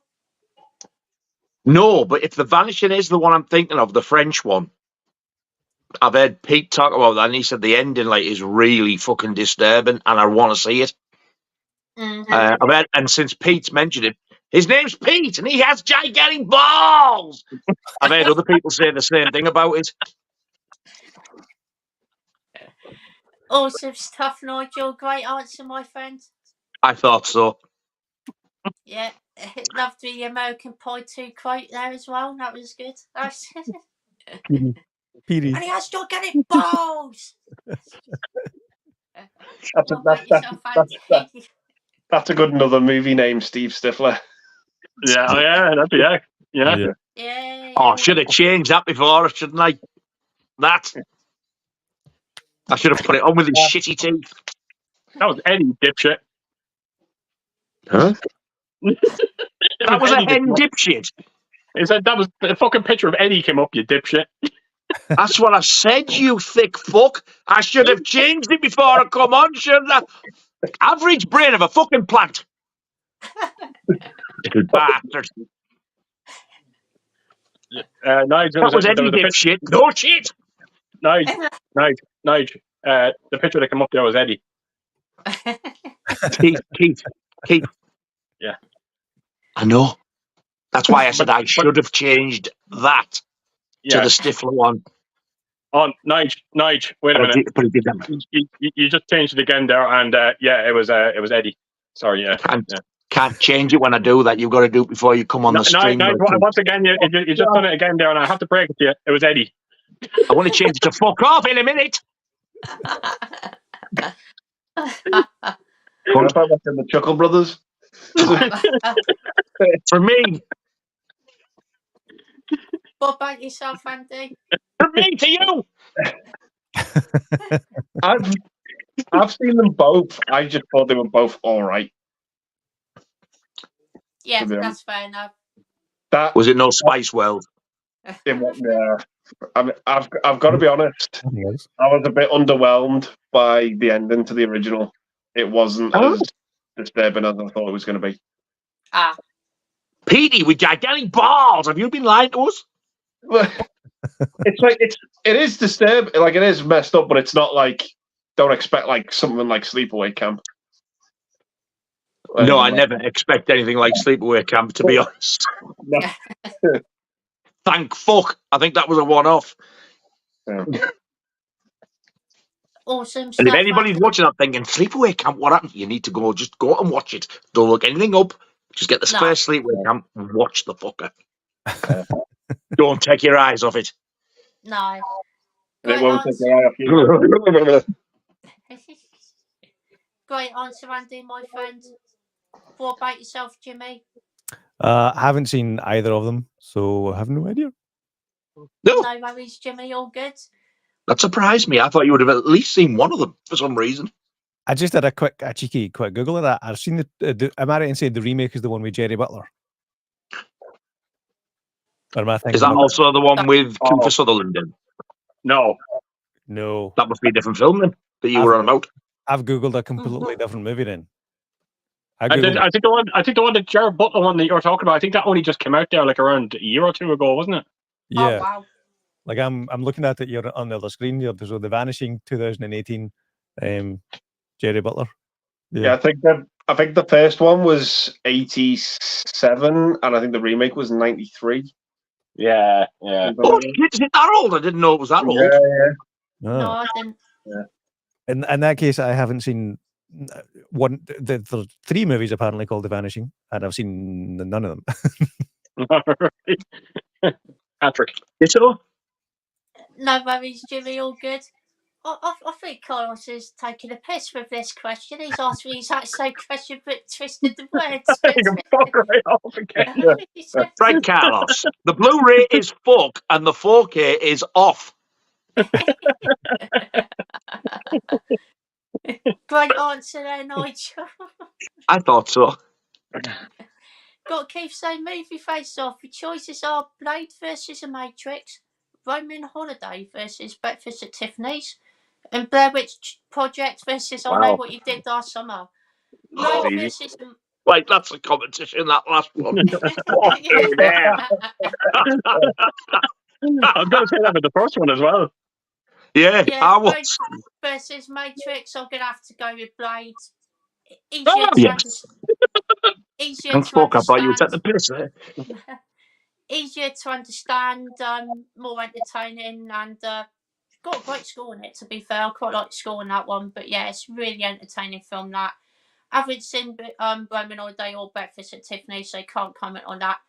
The last one is easy. It's I Know What You Did Last Summer, because Blair Witch Project is absolutely dog shit. I hate it. I hate it. Wow. What about yourself, Keith? The Matrix for me over Blade. I love Blade, but The Matrix is the better movie for me. I've only seen Breakfast at Tiffany's, so I don't know what the other one is, so I can only say Breakfast at Tiffany's. And without question, I Know What You Did Last Summer. Fucking people sitting in a tent. I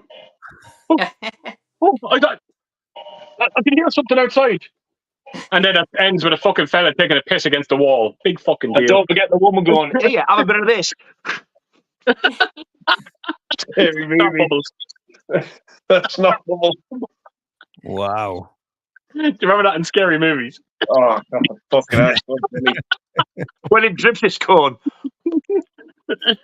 Yeah. Yeah, I actually remember the time that we watched the Blair Witch Project. We actually got a pirate of it, and we were so excited because the hype was huge surrounding that movie.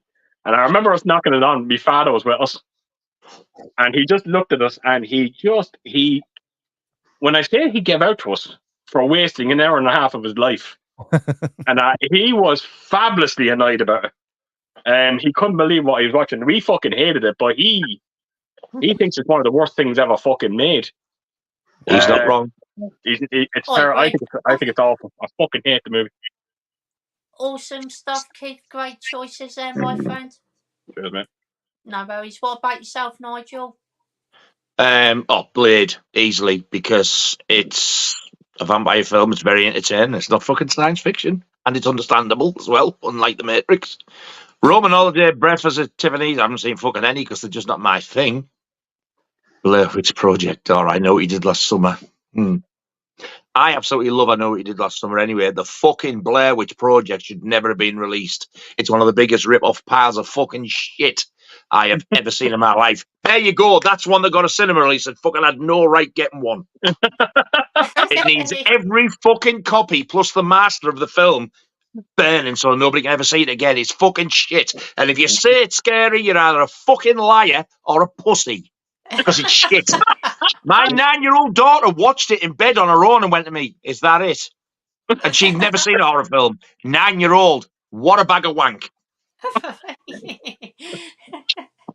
So yes, I Know What You Did Last Summer for that one. The Bag of Wank Project. I was thinking of, imagine, getting your Blu-ray copy of Witch Project and you have all the reviews in the back of it, and there's Bag of Wank. Yeah. Put that on the poster. I Know What You Did Last Project and the Blair Witch Summer. Oh. There's that. Just on the back it says Bag of Wank, and then it's that photo of him we all know and love. Oh no! Oh. Not the one you've got stored. Yeah. Oh, fuck me. Oh dear. Awesome stuff, Nigel. Great choices there, my friend. Thank you, sir. And 2 answers for 1 question, so you can't go wrong with that. What about yourself, Andy? Blade, just because it's more entertaining. Breakfast at Tiffany's, just probably because it's got George Papardin and I'm on an 18 kick at the minute. And I'd have to go I Know What You Did Last Summer. I thought you were going to say the other fucking there for a minute. I thought he was. I have a funny feeling this fella I is think going Jimmy is, because I when think you Jimmy's said it, he gonna- went, wow. I do still enjoy Blair Witch, but yeah, I know he did. No, Last you Summer. don't. You're not allowed to. Shut up telling lies. This is a guy who hates fucking Alien. Yeah. True. Yes, I'm proud of it. But may I recommend The Love Butcher? And Human Experiments. Now, they're quality films. I think some of us on this chat are a human experiment. I feel like it with these fucking questions. He's going to say The Matrix when and Jimmy fucking said that, we Blair looked Witch. at I know Nigel. he is. What's that, sorry, Keith? As soon as Jimmy said that, we all looked at Nigel. Yeah. I was being subtle about it, but that was my intent, yeah. Awesome stuff, Andy. Great choices, my friend. What about yourself, Jimmy? I'll save the best till last. I'll start off with Blade versus The Matrix. Both brilliant movies, both groundbreaking, maybe. I'm going to go with Blade for a couple of reasons. Blade was the first 18 certificate movie I got in to see at the cinema, so Nice. that holds a special place in my heart. I was 14, I think, at the time. Wow. Managed to get in, so that was pretty awesome. And I mean, that opening scene, come on. Yeah. It's great. Has not been topped to this day. And I think it's technically the second Marvel movie, if you count Howard the Duck, which technically would be a Marvel character or Marvel movie. But it definitely, Blade made money. And then a couple of years later, you get X-Men and Spider-Man. And then, you've got 2 decades of comic book movies, for better or for worse. But Blade, I think, was one of the movies that at least low-key kicked the door down for that. It's it's an iconic movie, and that opening scene hasn't been topped yet. As good as The Matrix is, and as much as I think, in terms of like cinema moments in my life, 2 of them are those 2 movies. I remember seeing Blade in the cinema, not just because it was the first 18, but and like in terms of like moments when you're in the cinema and you can remember watching that scene, Blade at the opening being one of them, and to a lesser extent the final fight at the end before he fights Stephen Dorff and it's the dodgy CGI, but when he's just like you know, laying waste to henchman after henchman, that's bloody brilliant, that scene. And I remember that being a moment in the cinema. Likewise with The Matrix, when Morpheus is captured by Agent Smith and Neo is jumping out of the helicopter to Neo appears with a helicopter and the gat gun and then and I can't even find the words, but that was like, that's a cinematic moment. Both of those moments are, so that's a tough one, Blade versus The Matrix, but I'm going to give it to Blade, partly because it was the first 18 I got to see. Roman Holiday versus Breakfast at Tiffany's. I've not seen Roman Holiday, and I've only seen Breakfast at Tiffany's once. Can barely remember it. So that brings us to Blair Witch versus I Know What You Did Last Summer. And fuck you all, I'm going to go with Blair Witch. I knew it. I Know What You Did Last Summer is a generic slasher movie that kind of came on the heels of Scream.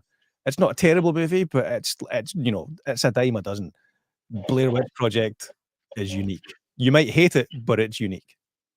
And it might still be to this day the most profitable movie ever made. It did hold that title for a long time. I don't know if it's been surpassed, but because it was so cheap to make and it made so much money, it was the most profitable movie of all time, at least at one point. So yeah, you're all smoking crack. Blair Witch is good. Well, no fairness, but it's unique with that shit as well. Imagine that annoying little prick who sits in the back of the car. I was going to say, a white fucking shit is fucking very unique. It doesn't mean I want to sit there and fucking watch it. It doesn't mean it's fucking good. you should come to my neighbourhood. That's not as unique as you think. Oh, wow.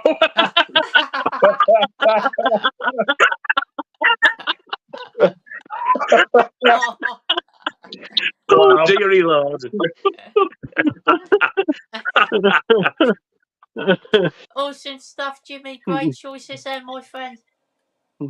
Have we got Dom74 here? Hello, mate. Hope you're doing well. Man, I think. Hey, up. Says, hi there, hope you're all well. I tried to make a demo YouTube video on films the other day, but me and my daughter thought it was pretty awful. Just wondered who inspired you to start your channels? That's a great question. That is a great question, yeah. I have got an answer for this, and it's going to be James Movie Bug. He was the first YouTube channel in the film community that I watched, and I was just like, this guy is fantastic. The collection, just talking about films, giving his own opinions. I was like, I could do this in the future for sure. And now I'm doing live streams with all of you. Wonderful, wonderful cunts. What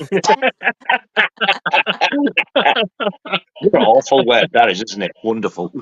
That's the nicest thing anyone's ever said to me. But Jimmy, it could be worse. You could just simply be a cunt, but at least you're a wonderful cunt. That is that. That's very true. That's very true. 100%. And Keith, what about yourself? I'm not going to say it was a channel that kind of inspired me. Like it's like Smithsonian Movie Museum. I can't help but mention him. But I won't say he was the reason to why I started YouTube. He inspired a lot of what you see in my videos. But like when it comes to just starting a YouTube channel, it was just a thing to get me out of my shell. It was very, very low in confidence. I just thought it could help me kind of put myself out there. And for the most part, it really did help me out. And the only thing I will say as well to Dom there, mate, there's no bad videos when you first start. No. You know, exactly. there really isn't. You start out, you put your video out, mate, and I promise you will inspire to be better. Yeah. You will. 100%. But Wilsonian Movie Museum, he put me in the right direction, put it that way. Awesome stuff, Keith. Great answer there, my friend. Cheers, mate. No worries. What about yourself, Nigel?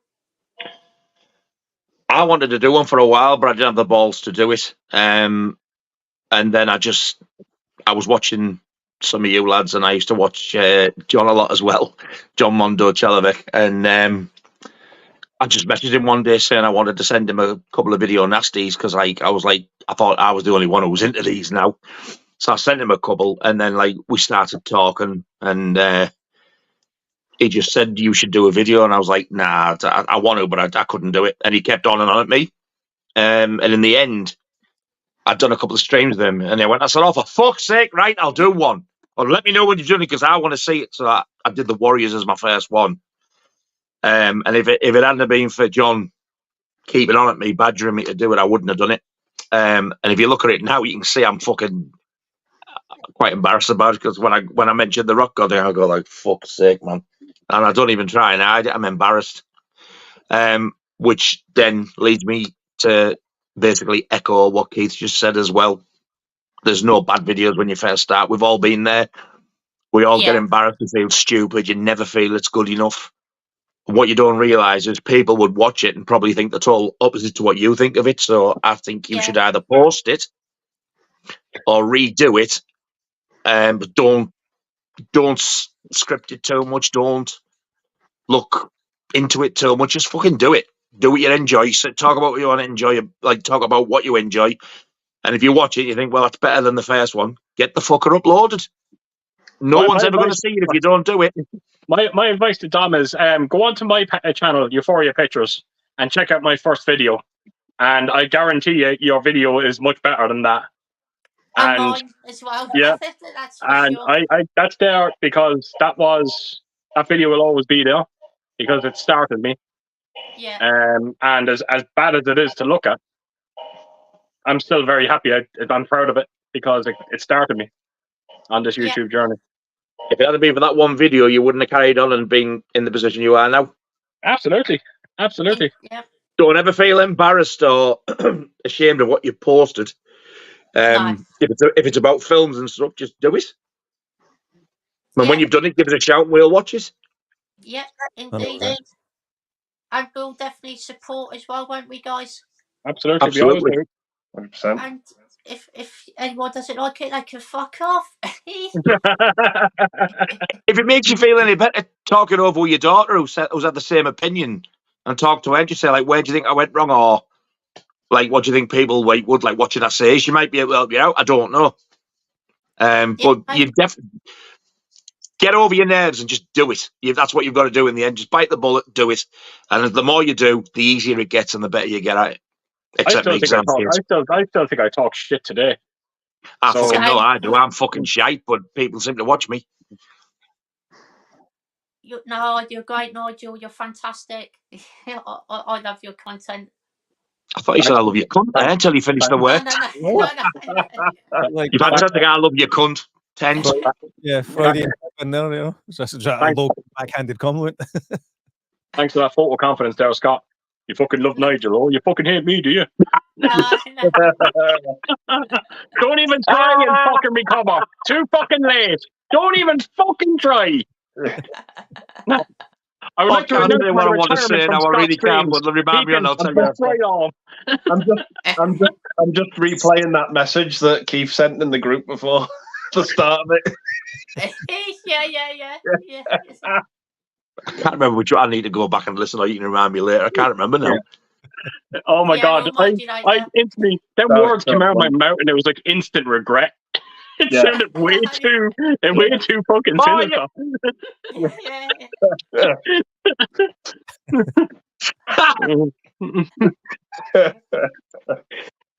Anyway, the short and narrow it is, Scott, you can go fuck yourself. But also, but I still love you. Great answer there, Nigel, and great. Thank you, sir. Great advice from Purviews as well. That was great advice. Brilliant. Couldn't have said it better myself. Thank you very much. Andy? No worries. Right. There was one channel I was watching. It was nothing to do with movies or anything like that, but I've been watching him for about 10 years, and I just wanted to do a channel for the longest time. But I think pretty much like most of you guys, I thought, who's going to be interested in this if I start talking about films and DVDs and Blu-rays and stuff like that. No one's going to watch that. But the channel I watched, he's called The Review Spot. He's a Canadian channel, and he just reviews like action figures and all sorts of stuff like that. And I think it must be about 15, 16 years he's been doing YouTube now. He's never shown his face, but he showed it in one video, and he was always behind the camera. So I just thought that's how I started. I was just like, okay, well, I'll start off like that. And if you watch my first video to my latest video, it's night and day difference. Yeah. You know, that's what happens. Your channel evolves, and it evolves hopefully for the best. Yeah. Well, I've said this before, and I'll say it again. My biggest regret with YouTube is that I didn't start it sooner. Yeah. That is the biggest regret, and that's a good regret to have. It is. Yeah. Yeah. Like you've got to do it when it's right for you. But I'll always have in the back of my mind, damn, you've missed out on so many years there. You could have been doing a lot more with it. Yeah, you've got to do it when it's right for you. But your videos just, I wouldn't see how it does. You know, if you're happy with it, and that's it, just go from there. Go from there. And like Nigel was saying, I never thought people would want to watch me or want to listen to me. When since I've been doing it for 3 years, it's just the channel's just grown and grown, and that's it. It baffles me that many people want to sit and watch me and listen to me. And yeah, I'll tell you one thing, Andy. 900 was a dream ago. I can't believe it. Indeed. I've got up. We're only just talking about it. We're only just talking about it, and now look where you are. In the last week, I've gone up 40. Wow. Amazing, that. In a week, I just I don't get it. I just like in a good way. Like I can't really wrap my head around it. Yeah. But it's like my next landmark's the 1K, and it's just like that many people want to sit and watch. You know, it's a lot of people. mind blowing. It's mind blowing. You know, that many people have seen something in my channel that they like it and go and subscribe. You know, it's crazy. Well, Great feeling. Yeah, it is. But yeah, you got to do what's right for you with it. But if you know that is my one regret is I didn't start. You know? Don't just think that one video was rubbish. I'm not doing it. No, don't do that. No, just do one and don't think too much into it. Just do it. Definitely. Awesome stuff, Andy. Great answer there, my friend. Cheers, Scott. What about yourself, Jimmy? No worries.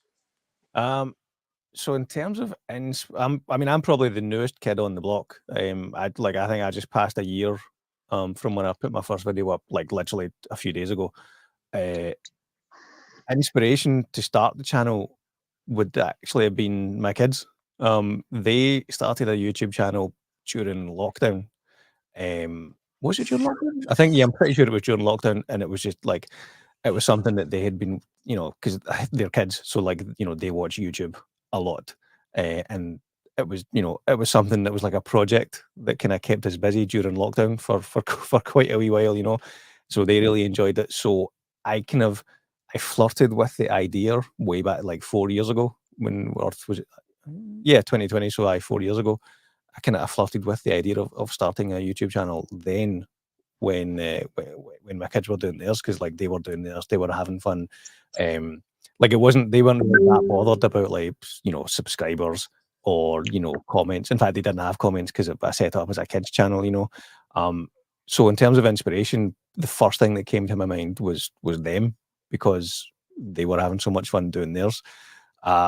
The other inspiration was, it's not really an inspiration, but like one of the reasons I wanted to do it was I've kind of came at it from a different angle, I think, than a lot of people, because my day job is making videos and producing content and working behind the scenes for video and for live streams.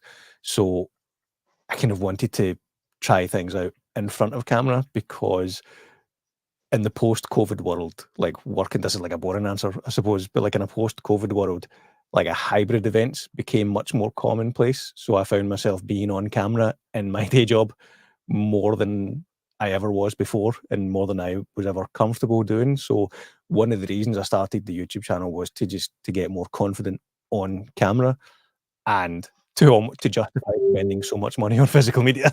I thought, well, if I have a YouTube channel, then that justifies spending all this money. Indeed. Like I have to admit, I'm not surprised to hear that you were involved, because I think you're one of them channels that I look at, Jimmy, and I kind of go, it's only a question of when you're gonna belt out that one video, and your channel is just gonna erupt. Because I think your production value, the way you put your videos together, is fantastic. I think the equipment that you're using, when you showcase the releases at the end of your videos as well, is fucking perfect. It's just a question of, like I said, it's not a question of if, it's just a question of when it's going to happen, where your channel is going to skyrocket. That's very kind of you, mate. I appreciate that. Thanks very much. But to No, go back to Dom74, yeah, you know, talking about you thought the video was pretty awful. Everyone thinks their first video is awful. Like that's across the board. Everyone does. The one. It's maybe not advice, but like the one thing I would say, and this is literally a conversation I had today with a photographer friend of mine, and we're talking about this wasn't YouTube, but we were talking about TikTok and Instagram and everyone being like, every business has to have an online social media presence now. The one thing that just stands out more than anything else in a negative way when it comes to whether it's YouTube or Instagram or TikTok or whatever is inauthenticity. People being false, people being fake. Whatever you're talking about on YouTube or your social media, just be authentic. And that brings me back to your channel, Keith. I've said this to you before, mate, as well, but your enthusiasm for movies and for physical media, like, you can't fake that. Either that or you're the best actor in the world, and I don't think you're the best actor in the world. Your enthusiasm, your authentic enthusiasm is like head and shoulders above anything else that's out there for in this niche that I've seen so far. So I think, to go back to Dom74, you might think your first video is rubbish. As long as it's authentically rubbish, it's all good. Yeah, I have to agree. Look, I knew I had the content. I knew I had the collection to bring out a good YouTube channel, much like Andy as well. I'm sure we all have collections that we kind of knew we had something good going for ourselves. But yeah, if I have to agree with Jimmy there, if you're anyway false, it's very easy to be the way I am, because I love all of this so much. It's just great to hear that it comes across in the camera as well as it does. Nothing will ever change. But it like explodes off the screen, mate. Yeah, it's look, I always try to find. I'm kind of like, and I'm a bit like Andy in a way, where the one thing I love about Andy, I always said about him, is he always finds the good in any movie. I am kind of like that with physical media, collector's editions. I could buy the worst collector's edition out there, but I will always find the good in it. I'm the one that praised the Nope steelbook, even though it's basically a square in the middle of a fucking steelbook. I still found the good in it. I love it. I fucking love it. Awesome stuff, Keith. Yeah, great channel. You all have great channels. Awesome stuff, Jimmy. Great answer, my friend. No worries at all. Have we got John here? Hello, John, mate. Great to see you here, my friend. Hey, Doc. How are you? Hey, up. And we've got Jeff, one of our bots in. Hello, mate. Great to see Hey, you Jeff. here. How's things back?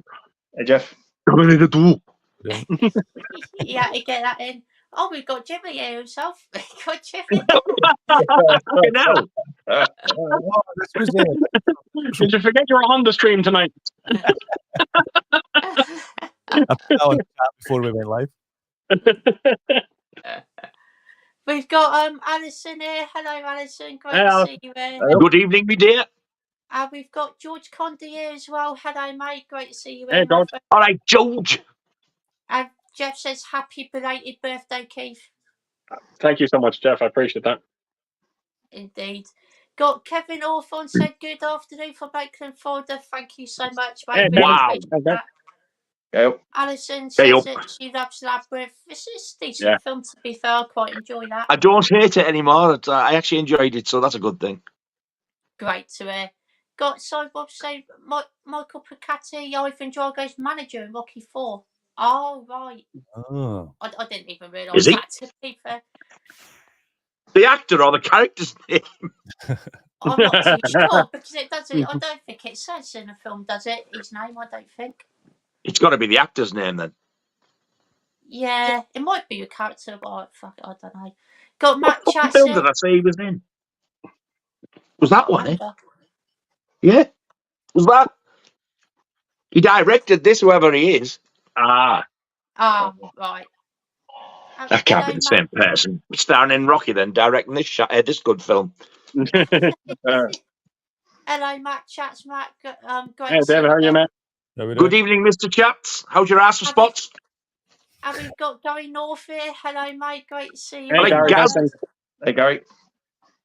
Got Minard Jules saying any new purchases you bought, guys, like physical media, games, etc. Oh, new. Well, I you think the guys, latest. while you guys ruminate on that, I'm going to take a pre-break. I'll be back in a minute. Yeah, no problem. worries. Jimmy. Oh, he's actually got. Hebrew. That's so good. That's great. Oh, Oh. nice. I'll tell you, if there was ever a release to inspire me to get a region free player, that would be it. Yeah. It's got reversible artwork as well. Oh, wow. Yeah. No, it's the original artwork, is it? I prefer that one, but the other side's that. Oh, I like that as well. Yeah. I like That's that. why Nice. you kind of wish, like, times like that, you go, oh, if only if it came with a slip. It did.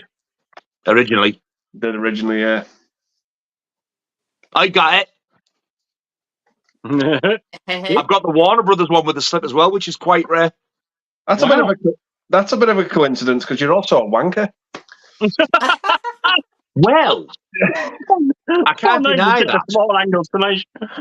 I can't deny that at all. Go on, Scott. You may as well get a fucking dig in. You're the only one that hasn't. I've got this. Right, here we go. And the transfer, and this is amazing. Cunt, mate.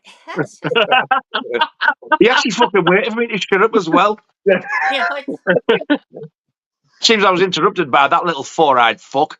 Very reasonably priced. Well, you know, Scott's had a battering tonight. I am, yeah. Fuck you all, you're all banned. Fuck off. I don't have a problem with fucking Scott. I just, oh, Nigel, I love your channel. Fuck you, Keith, you wanker.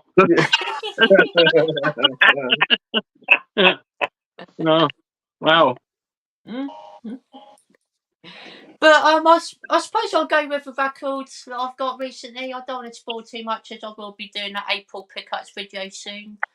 But I'm going to go with the Feeder record, their new one, Black and Red, which is quality. What an album that is.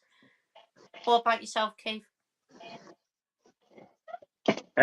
So I got the 3 4K steelbooks of the Oceans movies.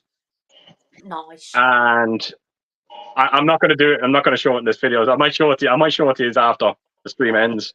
But Ellen got me some pretty special gifts as well. Oh, nice. But I was going to show them in a video, but I'll probably share it with you lads after the stream ends. But yeah, I got some great gifts from off Ellen. And did I get anything else? Was it just the 3 steelbooks? Yeah, I think that's about it. Awesome stuff, Keith. And what about yourself, Nigel? Maybe. That's my latest one. Or yeah, but I did get the Feeder album, all 4 different colour variants of the bastard. But I've done a video on that anyway. Something's arrived tonight as well, which was a Prezi from Deli Welly. I wasn't going to say who it was there, but it's the. But I've done a video, so I won't say what that is. Awesome. Great stuff there, Nigel. And Andy, was there anything else, or was it just trick or treat? Trick or treat. I hope Trick or treat. No, that one's called Trick or Treat, isn't it? In the No, cover. it's Trick or Treat. Trick or Treat. The other one is Trick Right, or Treat. right, got ya. Trick or Treat. You're not the only one to call it that either. No, I've heard loads of people call it that, so I just assumed it Oh was Lord, I'm surrounded by thick cunts. But thank you for correcting me, no, Nigel. I do genuinely appreciate that, though. Fucking apologise. I'm getting the fuck right off. You shut the fuck up. I did You and upgrade. your bright red dull cheeks. I mean, It must be getting fucking too hot in there. Start fighting with each It other. is, actually. It is. You can tell your face. I know it is. It's fucking hot in here. It's around fucking, I don't know, it's quite warm. Fuck this He hasn't pot been anyway. chasing flies for he coming. I see, little bastard. Oh, no, but that fucking time of year is fucking coming. Oh, yes, it'll be on its way. I'm You know, quite excited for it. It's so funny. Do you know someone actually said it to me, fucking left a comment on my Jaws video? He said, wow, that's some, he said something like Attack of the Fly. He just left a comment. Attack of the Fly. Attack of the Fly. Do you know what? I think you made it worse by trying to ignore it. Oh, the what a set this is. This going. Oh, my Jesus, I tell you, that fly ain't a fucking fly no more. My favourite one is still the one that you're told to fuck off when you booted it out. Yeah, you fuck off. Who are you talking to? Bastard fly. You told the fly to fuck off. And the weird thing is, he fucking did. He did. Yeah. Yeah, and I meant that. What Sorry, Andy. say, Andy? No fucking point now. You were about to say trick or treat. Yeah, I upgrade one of my favorite Trick or treat. One of my favorite Van Damme films I got on Blu-ray. Nice. Oh, no. That's your favorite Van Damme film? One of my favorite Van Damme films. Yeah. Okay, that's and then that deserves a separate long therapeutic discussion. So we'll tackle that later. And then I also upgraded one of my favorite Stallone movies. Nice. Oh yes, that's a movie that deserves a 4K like special edition, 100%. Yeah, fucking great movie. Yeah, a bit like this one got. Yeah. Is it any good? I hear it's good value for money as well. I tell you what, the transfer on this is excellent. Don't believe all the negatives, and it's very reasonably priced. I'm dying to find out about that one. Awesome stuff, Andy. Great stuff there. What about yourself, Jimmy? So yeah, like physical media recently. I mean, I didn't buy it recently, but I recently opened my Chucky box set. Recent ones would be, like I said earlier, we watched Wonka. This is a brilliant steelbook. I think I love this one. Like that's the chocolate bar front and back, and then the inside. Oh, nice. Like one of the that's Bonnie. One of the reasons that I love steelbooks is more often than not, it's not the poster artwork. I know a lot of steelbook fans do prefer the original poster artwork, but I don't. I love it when it's something like this. When it's something that's, it's obviously still the movie, but it's like it's unique iconography from the movie as opposed to. Yeah, I have to agree with you, Jimmy, because like I said, it's I chances are when it comes to steelbooks, I have the original artwork on Blu-ray, so I would like something. I'd like something a bit different. Exactly, 100%. So got Wonka. I also just got this the other day, not opened it yet. Crisis on Infinite Earths Part 2 to go with Part 1, and then the trailer for Part 3 just dropped yesterday or the day before. So that was cool. I guess the other one. I'm 90% sure this is The Crow, but I've not opened it yet. And then the bunch of vinyl soundtracks that I showed earlier on, the Raid to Labyrinth and one or two others. That's the recent pickups. Yeah. Awesome stuff, Jimmy. Great stuff there, my friend. Keep saying I haven't seen that bit for almost 20 years. I recall having a blast with it. Awesome stuff, mate. Glad you enjoy it. Got Jackson saying, Jimmy, what's your letterbox account? Search Scottish Geek Guy, but it didn't find you. Oh, hang on a wee second. It's let me go. Yeah, it's Scottish. Welsh Geek Guy. No, just Scottish Geek Guy. Maybe try searching for all one word, but it's definitely there. That's me there. Awesome stuff. Got Not fans saying, did you guys buy the first UK DVDs of Friday 13th films? I remember parts 5, 6, 7, 8, 9. That's the original artwork. It sucks they change artwork for some DVDs since collectors was seen on VHS covers. I don't think I did. No, I don't think I did ever get a first UK DVDs of those. What about yourself, Keith? Yeah, I got them all. Again, going back to what we kind of just touched upon there, I didn't necessarily mind getting different artwork on them because I had the VHSs and they all had the original artwork on it. So I was okay with getting something a little bit different. So yeah, I was content with them.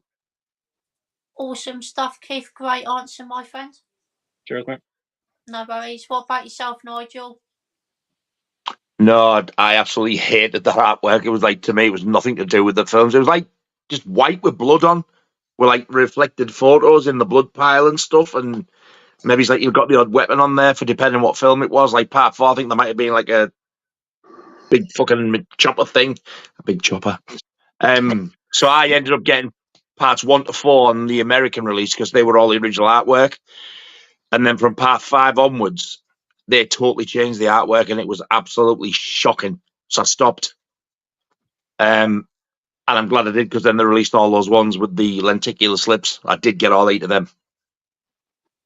Awesome But stuff. the UK ones, no, I didn't get any. That's fair enough. Can definitely understand that. Awesome stuff, Nigel. Great answer there, my friend. Thank you, sir. No worries. What about yourself, Andy? No, I just got that box set which had the 8 Paramount ones in. Like had 4 slim DVD. That's what I had, and then I got the Scream Factory set, and it was well truly taken care of when you get that. Yeah.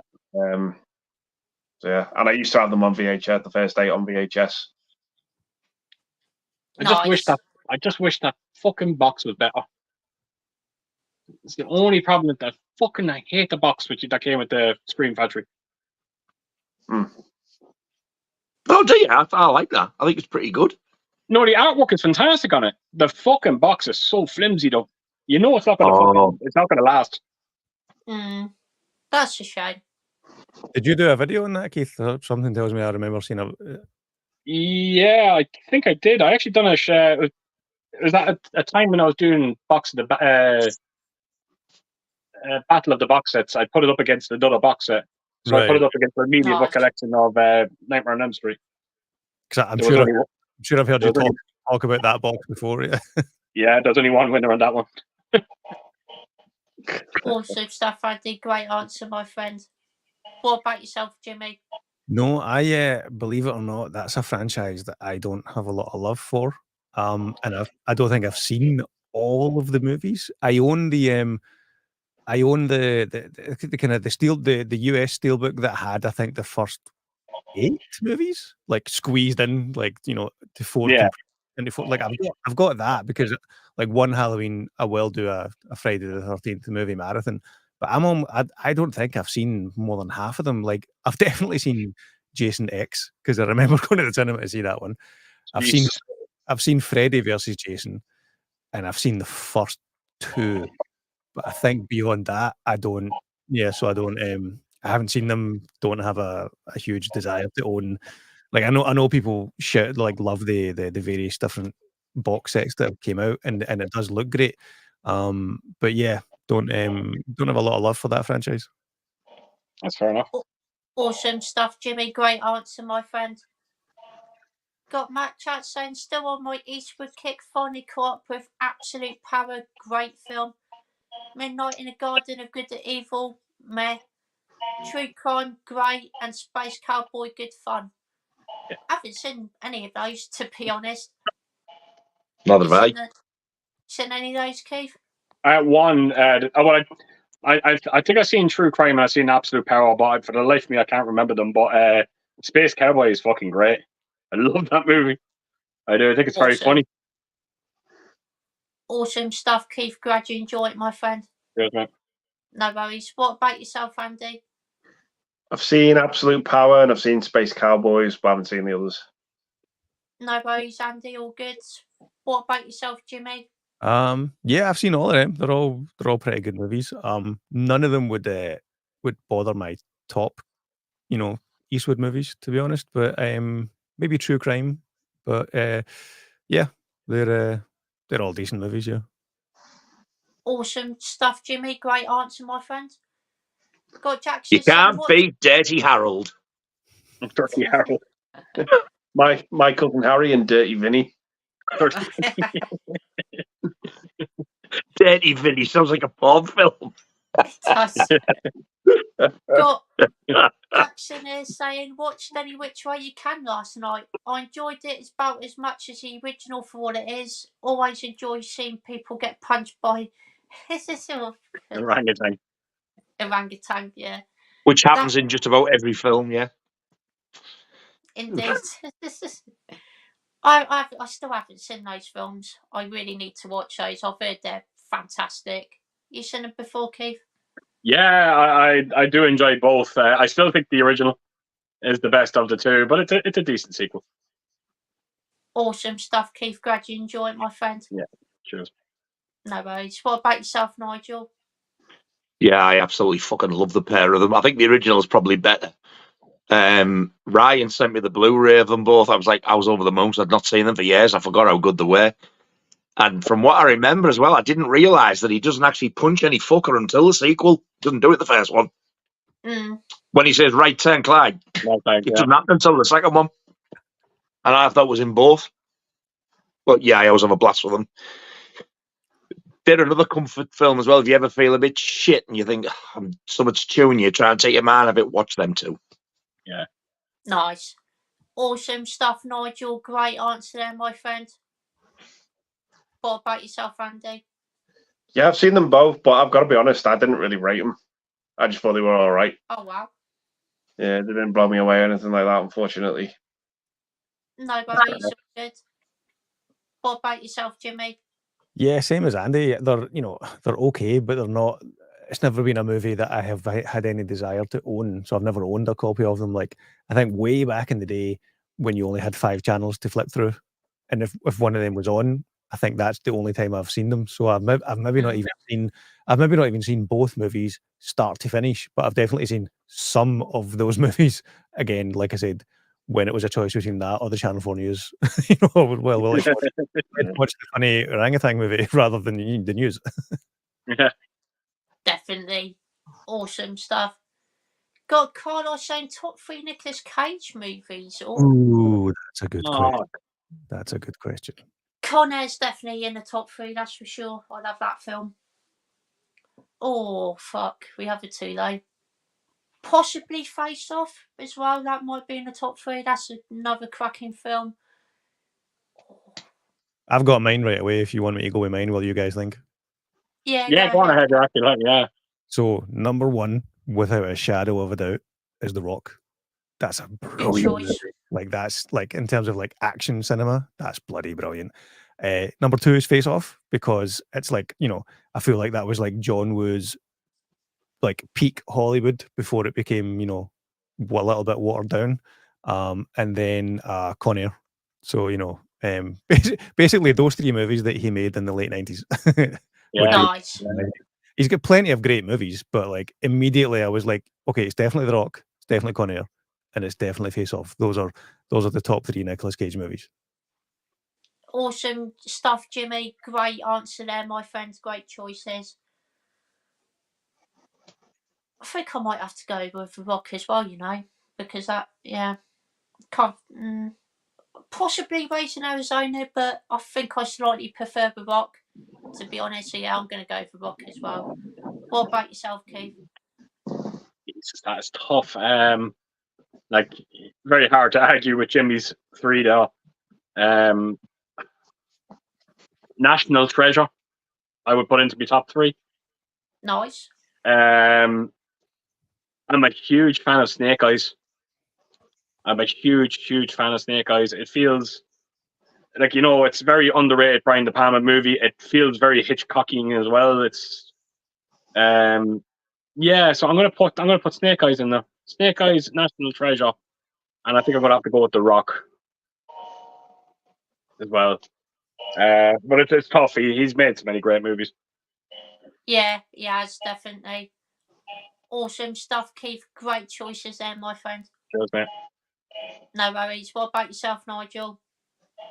I think I've only ever seen 3. And from what I can remember of them, I would probably put Face Off first, then Con Air, and then the Omen remake. Nice. Huh? Did you hear that? You mean The Wicker Man? I don't mean the Omen, I mean the Wicker Man. Fuck Oh, me. sorry. Right. What a fucking bell end indeed. Wonder The Wicker Man. on there. Like, wait, Nicolas Cage is in the Omen remake? That's a huge spot. What the fuck was I thinking there?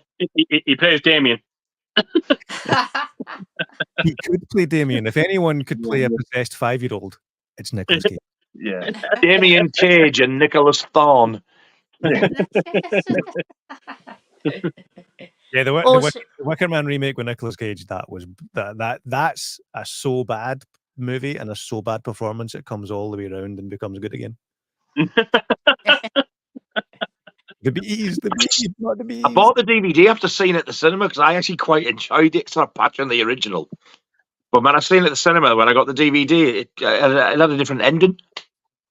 Like, that's the fucking ending I saw. Then it went to special features and the alternate ending was on there, which was on the cinema, which I found nice. strange. Totally different ending. Awesome stuff, Nigel. Great choices there, my friend. What about yourself, Andy? Probably for number 1, I'd probably have to say Face Off. Nice. Just for that scene alone where he's dressed in the priest gear and he's just singing Hallelujah.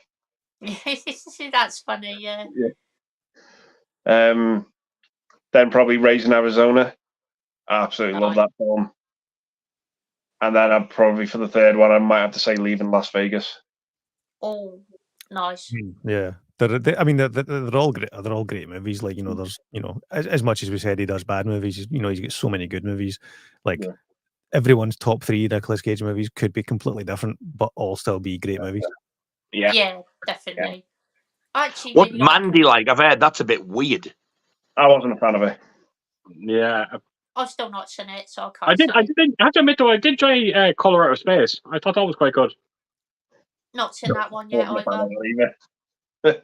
Yeah. I've heard it's good though. Yous have all got to see Deadfall. I do want to watch that, to be fair. I've heard that's mental. Jesus Christ. You haven't seen a bad Nicolas Cage performance till you've seen that. I'm not even joking. I'm not even sure it's acting what he's doing in that film. There's a movie I actually love by him, and I fucking can't even think of the name of it, shamefully enough. 8mm, what's that like? He wins the lotto. What was it? What? Oh, he wins the lotto. It could happen to you. It could happen to you. I think that's a lovely movie. I love that. It is, yeah, it's really good, yeah. Oh, yeah. Is it 8mm it's called, or 10mm, whatever it is? 8mm. Is that any good? Not seen Can't remember. It's all right. All right. It's got Joel Schumacher in it. Yeah. That's right, yeah. And that one doesn't get mentioned very often. No, it's decent enough. Joaquin Even Phoenix. Moonstruck, I quite like. I've heard Matchstick Men's really good. Yeah, it is. Yeah, that's good. Yeah.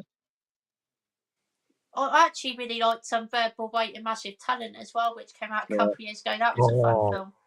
How bloody funny is that movie? That's so good. Like, I've got that's one of those movies where, like, I saw it on streaming and I was like, that's so good, I'm going to buy a copy of that, because they released a steelbook of it as well. That's such a funny movie. Like him and Pedro Pascal, the way they play off each other in that movie, like, that's bloody hilarious. It is, definitely. I even enjoyed Lord of War. Well, that was a good film. Oh, great film. Yeah, I love that one. I enjoyed fucking Ghost Rider. I've not seen that one. Which one? Because I have both on my extended Marvel Steelbook wall. No, well, not the second one, the first one. I actually prefer the second one to the first one. Really? Yeah. Wow. Okay. I mean, I'll take them both because I'm you may have guessed I'm a big comic book movie fan. So Yeah. like any comic book movie I'll buy. I even own the shit Fantastic Four movie because I like the steelbook design. But In all fairness, I'm actually very close to buying a one-click edition to that. is it on sale for $9.99? Nice. No, it's going to cost me around €80, but I think it'll be worth it. Yeah. It's so Ghost Rider, Nicolas Cage, Ghost Rider. I think they're both decent enough movies. I think the first one is like very much this is what a late 90s, early 2000s mid-level, B character superhero movie looks like. You know, like Ghost Rider, Daredevil. I think they were both made by the same director, weren't they? That's right. I would take Daredevil over Ghost Rider, but like I own both of them. They're the steelbook designs are so cool. Yeah, and I'd happily if I'm flipping, I'd happily sit and watch any of them. Nice. Awesome stuff, Andy. Great choices there, my friend. Got sent off fans say Nicolas Cage is one of my favourite actors. He's a great actor, to be fair. Got Andy's cardboard Star Wars on there, Andy, mate. Great to see you there. Mate. Says happy Friday, lads. I watched Oppenheimer a few days ago. It's good. The cast is spot renowned actor. What are your thoughts? Thanks. Great film. I love Oppenheimer. I thought it was fantastic. Had a great time watching that at cinema. What about yourself, Keith? I loved it. I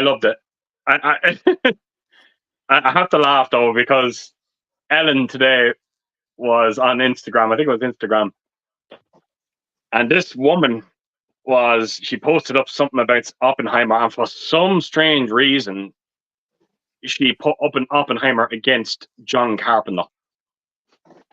And whatever she was trying to accomplish, it backfired massively on this woman. Wait, hang on. She put Oppenheimer against John Carpenter? She was putting Oppenheimer against any movie that John Carpenter directed.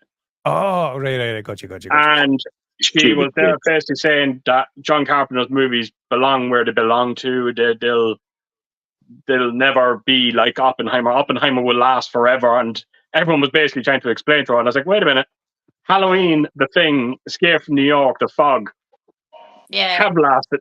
They have stood the test of time. And she was having none of it. She was It was absolutely horrible to look at. It's two very. The whole topic was ridiculous. Oppenheimer against anything that John Carpenter directed. Fucking stupid. As much as I love Oppenheimer, would it come close to John Carpenter's first 4 or 5 movies? Fuck no. Do you include his Elvis in his first 4 or 5 movies, though? Sorry? Do you include his Elvis in his first 4 or 5 movies? No. I don't. I'm not dark. I'm basically from Assault on Precinct 13 up to The Thing, yeah. Great answer, Keith. Great movie. Sorry, Oppenheimer, great movie. Fantastic. Loved it. Awesome stuff, mate. What about yourself, Andy? Yeah, I enjoyed it. Might as well touch on this now, but Florence Pugh's the 2 best things about that film. But yeah, no, in all seriousness, I absolutely loved it. It's probably my favourite Christopher Nolan film. It's up there for me, yeah. That's interesting. That's definitely interesting. Yeah, even though I've only seen it twice, but yeah, I don't know. There's something about it I loved. I think it was because it reminded me of JFK, and I absolutely love that film. Yeah. It just absolutely felt like this century's JFK. It was just, it was incredible. I absolutely loved it. I just loved the way that it had that ensemble cast, but it didn't feel like, oh, here's this person, now here's this person, now here's this person. It was everyone in that film was bringing something to the table and was at their A game. Yeah. It didn't feel like, here's this cameo, here's that cameo. No, it feels like these people are legitimately playing these pivotal roles in this film that are contributing to the movie.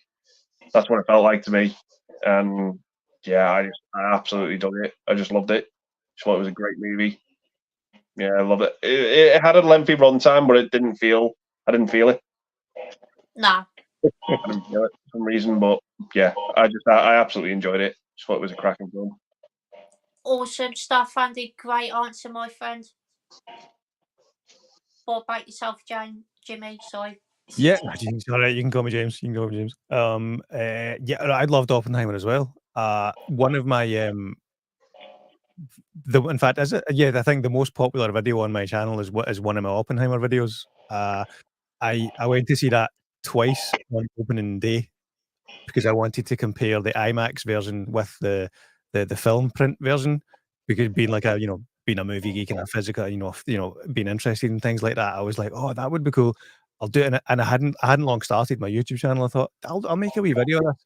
It was different than, it wasn't a movie review. It wasn't like a steelbook unboxing. So it was something different than any other video that I'd done, and it ended up being the most watched video on my channel by 20, 30, 40, 50 times or something like that. Yeah, Nice. it's a great movie. And I think, like Andy said, it's a long movie, but it doesn't feel like a long movie.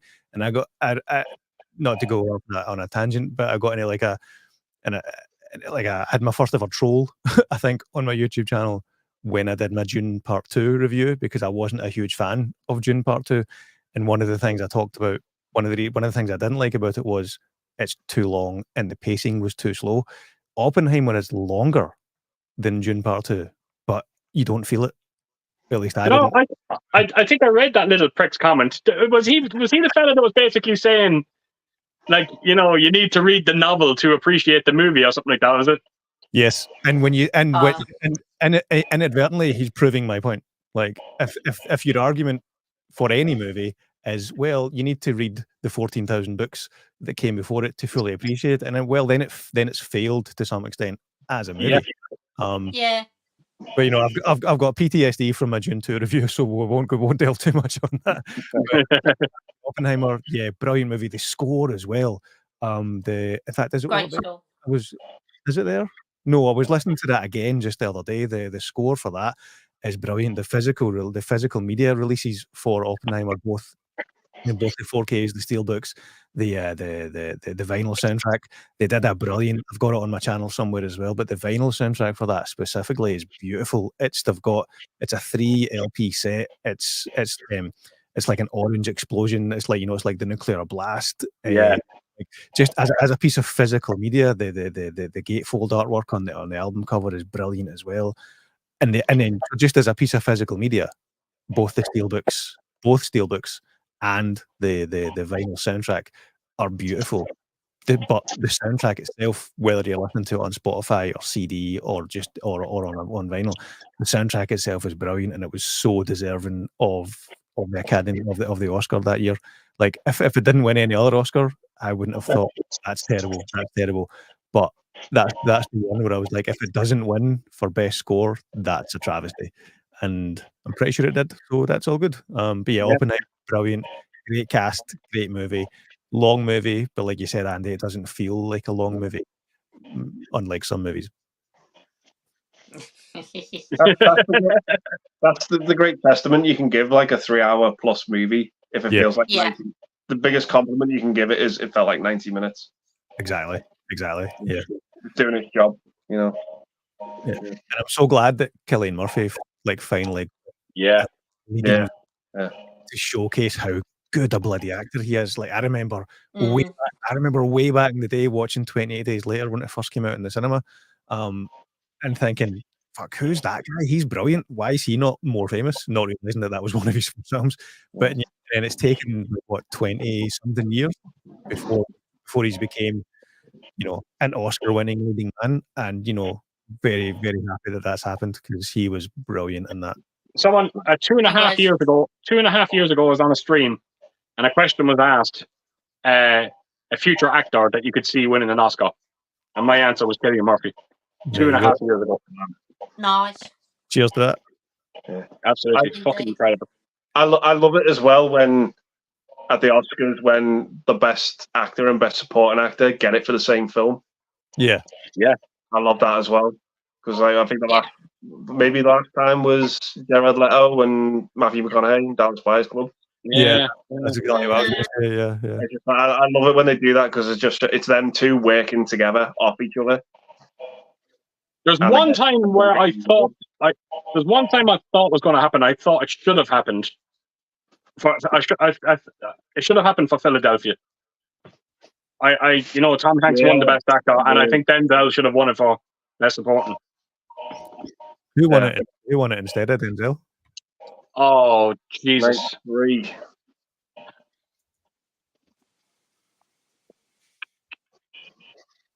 Anybody can you have a quick Google? Looks like Andy's on it. Yeah. I can have a look. Awesome stuff, Jimmy. But that's an interesting point. Like, you'd need to check who would you take the Oscar away from to give it to Denzel for that. We need to check. Well, there you go as well. They did that on the Empire podcast. I don't know if any of you guys listened to that. The Empire. I don't actually know. They did. That was one of like the random like listener questions that they got a month or so ago. It was like, which Oscar would you take away from someone to give to someone else who was nominated that year? Quite a cool conversation, that, to be fair. Okay. I've got a very, very easy answer for that. Cool. So it's best supporting actor, and I would have taken it off Jim Broadbent for Iris, and I'd have given it to Ben Kingsley for Sexy Beast. Nice, yeah. 100%. 100%. What a performance. I was very surprised. People think that Reese Witherspoon wasn't deserving for Walk the Line. I was very surprised. I thought she was great in that movie. I did. Yeah, she was really good in that film. Got Jax is saying Face Off, Raising Arizona, and Mandy. Good choices. Mandy, okay. Got Matt Chat saying I see Edgar Wright is remaking The Running Man. Really? Nah. Wow. I've not heard That's that. strange. I love Edgar Wright, but I'm not sure if The Running Man's worth a remake. I think that's a film that stays in the 80s for me, as it is. Yeah. I have to agree with you on that one, Scott. I don't know. I don't know. It might work. It depends on how he does it, how he goes about it. But True. Yeah, I do trust Edgar Wright. He's a great director. He is. Yeah. I do agree, definitely. I found out who won. Right. Denzel Washington wasn't even nominated. Oh, I thought he was nominated. No, he wasn't even nominated. Wow, I thought he was nominated. No. That's terrible. Fucking hell. Tommy Lee Jones won for The Fugitive. Best supporting actor. Ooh, yeah, I wouldn't want to take that. Performance, to be fair. No, I wouldn't have taken that off him. I wouldn't take that off him. That's a good performance. Like I would, as good as Denzel is in Philadelphia, I would still give the statue to. Yeah, I have to agree with you, though. Yeah. Even John Malkovich was nominated for Best Supporting Actor in The Line of Fire. Really? Yeah. Yeah. I would replace his nomination with Denzel then. Yeah.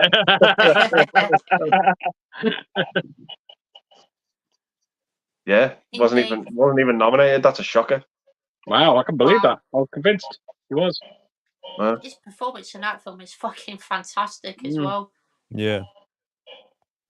Got Cole saying top 3 Mel Gibson movies. Oh. Ooh. I'll go first. Give you guys time to think. Go ahead, Jimmy. Being that I'm Scottish, obviously, Braveheart would be up there. Lethal Weapon 2 out of all the Lethal nice. Weapons. And third one would be... I'm just going to go for the first one that comes to mind. That's not a Lethal Weapon movie when I think of Mel Gibson, and I'm going to go with Mad Max 2, The Road Warrior. Nice. Okay. Very good choices there, Jimmy. Yeah, so top 3 Mel Gibson movies: Braveheart, Lethal Weapon 2, and Mad Max 2. There you go. Nice. Oh, Braveheart's definitely up there for sure. think I'm going to go first Lethal Weapon. But I love all of them, but the first one I think is my favourite. Not too sure on the third one though. That's quite tough. What about yourself, Keith? I think people are going to be surprised by my ones. But look, the heart loves what the heart loves. Maverick. Yeah, that's a good one. Maverick's a Is good in one. The Patriot. That was As I was well. just going to say That's that. the one. Yeah. The Patriot. And number one, it has to be Mad Max, The Road Warrior. Nice. Absolutely incredible. Love the movie. Awesome stuff, Keith. Great choices there, my friend. What about yourself, Nigel? Mad Max 2, and then either Lethal Weapon 1 or 4, because I found the fourth one exceptionally entertaining. Yeah. I like the fourth one. Yeah, that has the best. It's a lot of bad press, that does, for some reason. I don't know why. Yeah. I could do with less Chris Rock and less Joe Pesci in the fourth one, but like I think bringing in Jet Li as the bad guy who could clearly kick both their asses and does, I think that was a brilliant call, and that really worked well for the fourth movie in a franchise. For the fourth movie, when your leading actors are that old, and even though that was like 20 years ago, probably, or even longer. But yeah, I've got no issue. I would probably put Lethal Weapon 4 ahead of Lethal Weapon 3. And bear in mind, there's a fifth one coming. Yeah. No way. They've been saying that for a decade, though. Like when they start. When we see it's definitely happening. When we see production stills, I'll believe Yeah, it. yeah. Like Arnie has been officially saying Twins 2 triplets is officially happening. He's been saying that for years. I was at an event where he was speaking and he was getting interviewed, and this was like a decade ago or longer, and he was like, yeah, Twins 2 triplets with Eddie Murphy is definitely happening. That was over 10 years ago. I'm not going to lie. I could do without seeing that movie. Yeah, I'm fine with not seeing triplets. Yeah. Yeah, definitely. Awesome stuff, Nigel. Great choices there, my friend. Thank you, Zach. No worries. What about yourself, Andy? Okay, so number one for me it's all the Lethal Weapon films. Nice. I cannot watch one without watching the other three. I have to watch all four of them in a row, just because I just love all four of them. 4 for me has the best opening. I just love that opening in 4 with the guy in like the armored suit, wearing the machine gun, and he's just tearing shit up. Van Halen's playing in the background. Like, what more could you ask for? That opening's just brilliant. It's just take your clothes off and cook like a chicken. He said, "Did it work?" No, I just wanted to see if you'd do it. I still think the opening sequence to part 3 is quite brilliant as well. Yeah. Then the dude in the bottom. Roger, grab that cash. Yeah. 2 for me is probably The Patriot. That's a great movie. And number 3 would probably be Ransom. Oh, Ransom as well. Jesus. Still need to see that. Yeah. It's great, though. Yeah, Ransom's awesome. Yeah. Ransom is really good. Rainey Russo's in that as well, isn't she? She's yeah. I forget that as well. Like, yeah. Gary Sinise is one horrible piece of shit in that film. Yeah. Oh, he's an absolute bastard. Yeah. Liv Schreiber's in that as well, if I remember correctly. Who is? Liv Schreiber. That's right. So yes. Yeah. Liv Schreiber. Donnie Wahlberg is one of the. Oh wow. Lily, what's her name? Lily Savage. Yeah. No. No, I know who you mean. I know Alan. Lily Tomlinson. Lily Pad. And her sister Fanny. I'm definitely not. I'm never fucking getting it now. I know she's in the Haunting remake, and saying of it. I know. Yeah. So Andy, your top 3 Mel Gibson movies is 7 movies. Yeah. It's Lethal Weapon. I can't watch one without the other. If I put start one, I'm not turning off till I get finished 4. Quick fire ranking then, Andy, of the Lethal Weapon movies. Go. Probably order of release. Best to worst, 1, 2, 3, 4. Yeah. See, I would go 2, 1, 4, 3. Okay. Yeah. Nice. I think I'll go 1, 2, 3, 4. Actually, yeah. I think I'll go same as you, Andy. To be fair. 3's got some like heavy stuff in it when he shoots his son's friend. It's like, oh, that's heavy. That with the funeral scene. Yeah. Yeah, it is. Yeah. Awesome stuff, Andy. Great choices there, my friend. Go through a few more comments. So about wrapping the stream up soon, but been another great night. Got Slipknot fan saying, can we have his Scott Mortal Kombat Kano impression when he sees Sonya Blade? Wow. Hello, baby. Did you miss me? Did you miss me?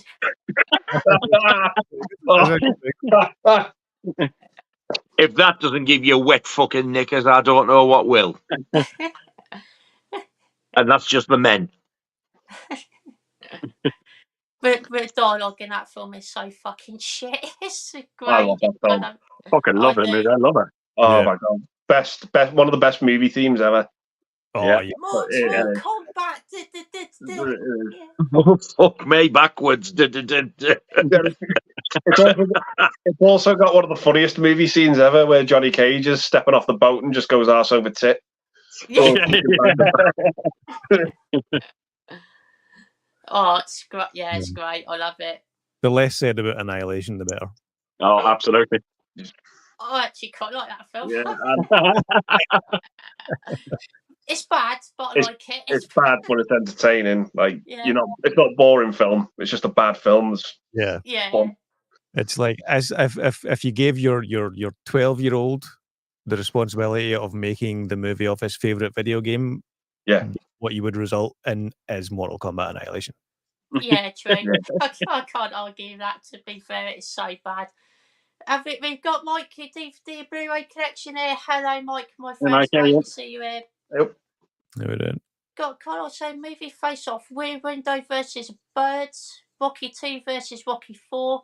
The Fog versus Christine. And Django Unchained versus Hateful Eight. Oh, nice. Some good films there. I haven't seen any of the first two, unfortunately. I really need to because I've heard they're great Hitchcock films. Rocky 2 versus Rocky 4. Obviously, I'm a massive Rocky fan, but it's got to be Rocky 4. So entertaining. Grew up watching it a lot when I was younger. Used to be my favourite Rocky film. So yeah, it's got to be that one. I love Rocky 2 though, it's brilliant. Fog versus Christine. I'm going to have to go with Fog. I love Christine. It's really, really entertaining, but the Fog is, I would say, one of my favourite horror films of the 80s. I think it's great. Django Unchained versus Hateful Eight. Do really like Hateful Eight. I think it's quite underrated, to be fair, but Django Unchained is fantastic. I love that film, so I'm going to go with that one. What about yourself, Keith? Oof, the first one's tough. I'm going to just give it to the Birds because it's probably out of the two. It's probably the one that I look at the most. Rocky 2 and Rocky 4. I'm going to go with Rocky 4. Probably one of the greatest soundtracks ever made. The Fog every day, easily over Christine. Nothing against Christine, which I think is a fucking great John Carpenter. I think I said it before on a stream. When you get John Carpenter and Stephen King together, two of the greatest, horror masterminds, I just expected more from Christine, put it that way.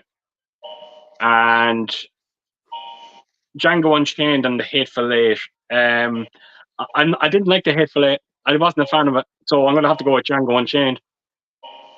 Awesome stuff, Keith. Great choices there, my friend. Thank you. No worries. What about yourself, Nigel? I've not seen Rear Window or The Birds. Rocky 2 for me. Christine for me because I've watched that one the most and I get more enjoyment out of it, but it's so close because I love The Fog as well. Absolutely love it. And I love the two Tarantino ones, but I think Django Unchained is definitely the better of the two. Nice. Awesome stuff, Nigel. Great choices there, my friend. What about yourself, Andy? Yeah, I'm going to have to go with The Birds for the first one. The ending to that movie is just eerie as fuck. Yeah, Rocky 4 is just the way more entertaining movie. It was always that third one I used to watch the most when I was a kid. Same there. But yeah, I have to go Christine. I fucking hope so, because you put it ahead of your fucking video. So yeah, I can't do a John Carpenter ranking and have the Fog lower than Christine and then say the Fog's better here. So I have to, Christine. I love that film. Buddy Rapperton's one of the most underrated bullies ever. Yeah. Is that it does make me laugh, though. Yeah. That man has no business being in fucking school. Will you do me a favor? He looks like he's 40 in that. I know. He looks like Lawrence Llewellyn Bowen's stunt double. I think he looks like a fucking 80s fucking Wolverine. Yeah. He's fucking horrible and all. He's one fucking prick in that film. Yeah. I have to go with Django over Hateful Eight. I really enjoyed Hateful Eight, but Django was, God, that movie was. That was one of those movies where I came out of the cinema and I was like, I want that film in my collection already. Yeah. I just loved it. Yeah. Awesome stuff, Andy. Great choices there, my friend. What about yourself, Jimmy? So, Rear Window versus The Birds. I'm going to go with The Birds. Again, I think that just like, I've only seen them maybe once or twice each and not in a long time. But like The Birds, I remember more about that. I remember enjoying that more. So that means I probably like that more. Rocky 2 versus Rocky 4, easily Rocky 4. I like all the Rocky movies. Even, well, I say I like them all. I don't hate 5. It's clearly, pretty crap.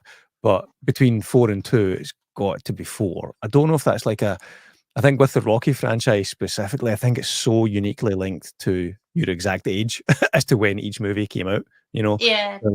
Rocky 4, probably saw that dozens and dozens and dozens of times by the age of, 7. The Fog versus Christine, definitely The Fog. I think that's such an is it an underrated Carpenter movie? Maybe not by listening to what you guys. I always thought it was a lesser loved John Carpenter movie, but it's a brilliant brilliant movie, brilliant score to it as well. And then Django versus Hateful Eight. I'm going to buck the trend here and go with Hateful Eight.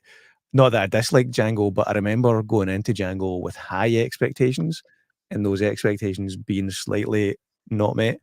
And then I remember going into the Hateful Eight with lower expectations and those expectations being surpassed to a certain extent. Nice. Both great movies, but I would definitely in a Tarantino ranking, I would put the Hateful Eight above Django. Awesome stuff, Jimmy. Great choices there, my friend. Have we got Marvel fan here? Hello, mate. Great to see you here, my friend. Play up, mate. Have we got Stephen Moles here? Hello, mate. Great to see you here. Stephen who? Stephen Moles. Why did I do that?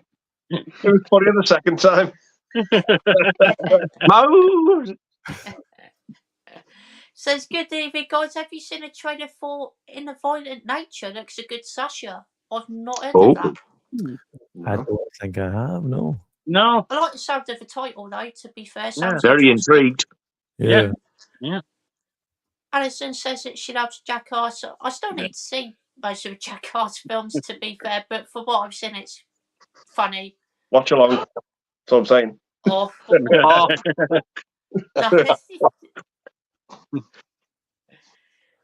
And we've got Matt Chat's saying, Scott, give us a bit of praise walking on me, but if it was you do Hamilton women. Walking on the what? Walking on the moon. I like my legs don't break. Walking on the moon. Yeah, you should start charging for this. You should set up a I'm Patreon. sure some fucker will with a voice like that. Break your fucking legs. Or a mannequin. Oh, that was amazing. I love it. On the moon. So good. Indeed. We've got Red Romantics here. Hello, mate. Great to see you in, my Good friend. evening, sir. He says, is there a film that scared you so much you still can't rewatch it? Oh, that's a great question. Oh yeah. The Walking Deceased. Yeah,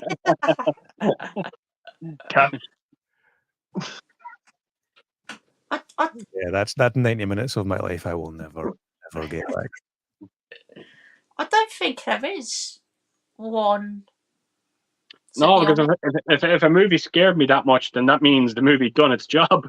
Yeah. And naturally, you'd want to watch it again. So, here's an odd one, and it's kind of related to the question.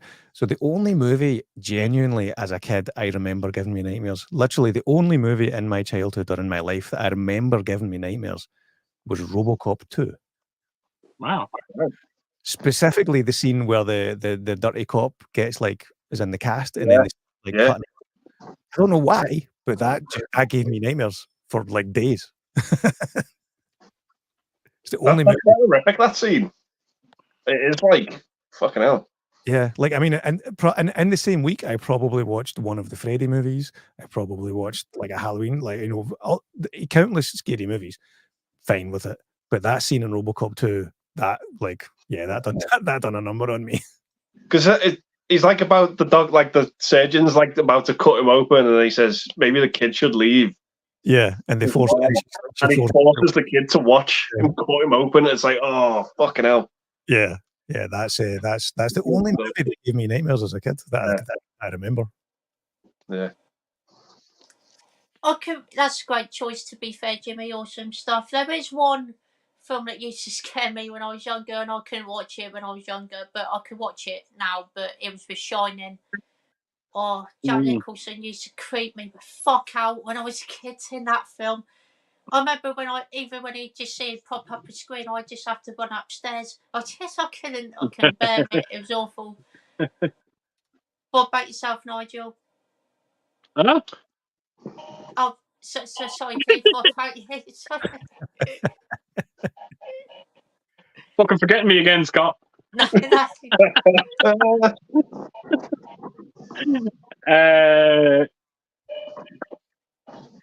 I've never gotten that scared of a movie that I never went back to it.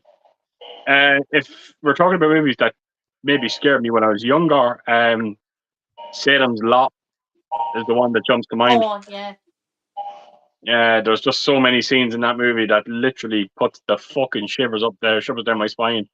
The kid at the window, that fucking rocking chair scene, just gets me every time. There was one night, believe it or not, I'll never forget it. I might have mentioned on the stream before. Myself and Ellen were in the kitchen, and I was watching Paranormal Activity 2. And I watched it, and the ending, the last 10 minutes of it, I was genuine. It stuck with me. It just left this lasting effect on me, a lasting impression on me. And I remember going to bed that night, and if my house could speak, it was speaking that night. Every fucking noise, we could hear everything. Floors were creaking, the walls were making those things inside the wall. There was walking going on around the attic up and above us. It was just a very strange thing. And I remember looking at my watch, and it was around 4 a.m. And I remember just turning around and going, "Are you still awake?" I said it to Ellen beside me, and I went, "Are you still awake?" And she was like, "Yeah." And I said, "Are you still thinking about Paranormal Activity?" "Yeah."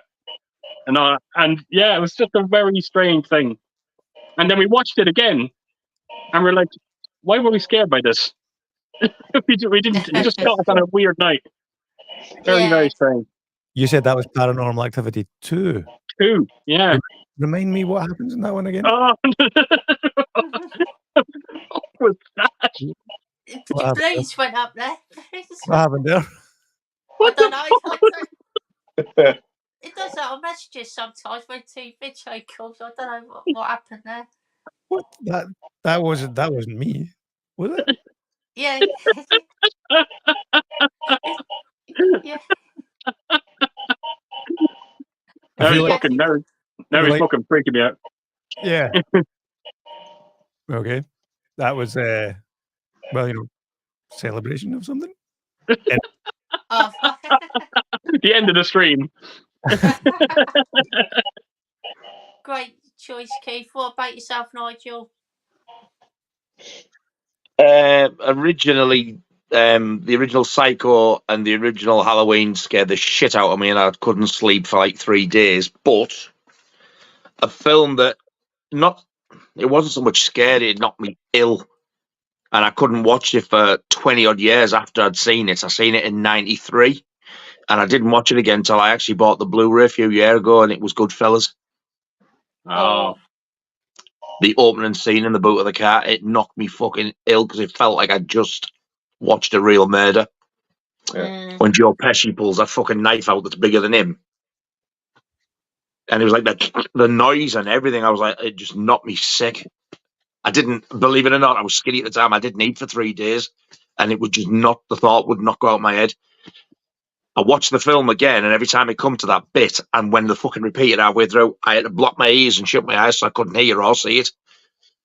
And then when I bought the Blu-ray, I watched it with Laura, and she was like, "Are you gonna watch it?" I went, "Yeah." I said, "I need to fucking face this and watch it now. If I can watch Cannibal Holocaust, I can watch this." And then when I watched it, it was fucking brutal, but it wasn't as bad as what I thought it was going to be. So I can watch it anytime now. I could actually mirror literally what Nigel just said there now for Casino. But with the end, when we watched the Joe Pesci bit, I just like yourself, Nigel, fucking years till I went back to it, and then I almost kind of forced myself to watch it again. And just like yourself, it's still brutal, but I can handle it now. Yeah. Awesome I've stuff, always Nigel. thought Goodfellas is such a brilliant film, but because of that one scene and knowing full well that they repeated the fucker, it just wasn't worth me even watching it again. Then, like, I seen it like in the 3 or 4, whatever it was at the time. I was like, fuck it, because I do like the film, I'm gonna get it. So thank fuck I can watch it now because I absolutely love the film. I think it's amazing. It is. Awesome stuff, Nigel. Great choice there, my friend. What about yourself, Andy? Yeah, there's a few that I absolutely love now. I can watch all of them, no problem. But there was years where I couldn't watch Terminator or RoboCop for a good long time. Terminator did scare me for a bit when I was younger. It's the bit where he takes his eye out. Yeah, it just I couldn't watch it like for years. It just knocked me sick. I could watch Terminator 2, no problem. Terminator 1. Nah, I just couldn't do it. Same with RoboCop. That was just violence overload for an 8-year-old.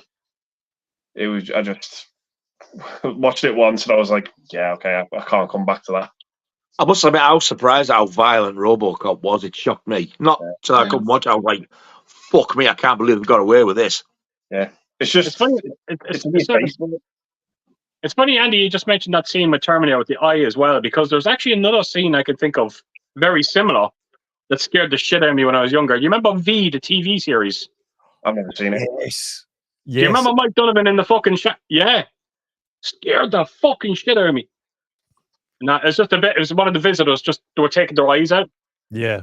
And all of a sudden they just turned to fucking Mike Donovan, and you can see their kind of like their alien eyes, and it was just I remember that, man. I remember watching that at the time. Yeah. I couldn't watch. I couldn't watch The Exorcist or Dawn of the Dead for years either. I just saw them when I was way too young. But I've always had like that recurring nightmare about zombies, and it's always been Dawn of the Dead zombies as well. Right. It just terrified me. I think just because I was expecting the ending to be conclusive, and it's not. No. It's very, very open-ended. But and Exorcist, for obvious reasons, for a 12-year-old, that just scared the fuck out of me. It was that bit with the crucifix. I was like, yeah, amongst other bits. Yeah, it was only that one bit. The rest of the film I was fine with. I'd always go back and watch the ending of it, the actual exorcism part. That didn't bother me. It was just that bit with the crucifix. I was like, do you think if you'd have seen the director's cut, like the extended cut when you were a kid, do you think the spider walk would have affected you? Yeah. Because that got me as a fucking adult. I was like, what? I went back. Yeah. I was, what the fuck? Didn't expect that. I tell you, It's all- That fucking face, that coming towards you, it's horrible.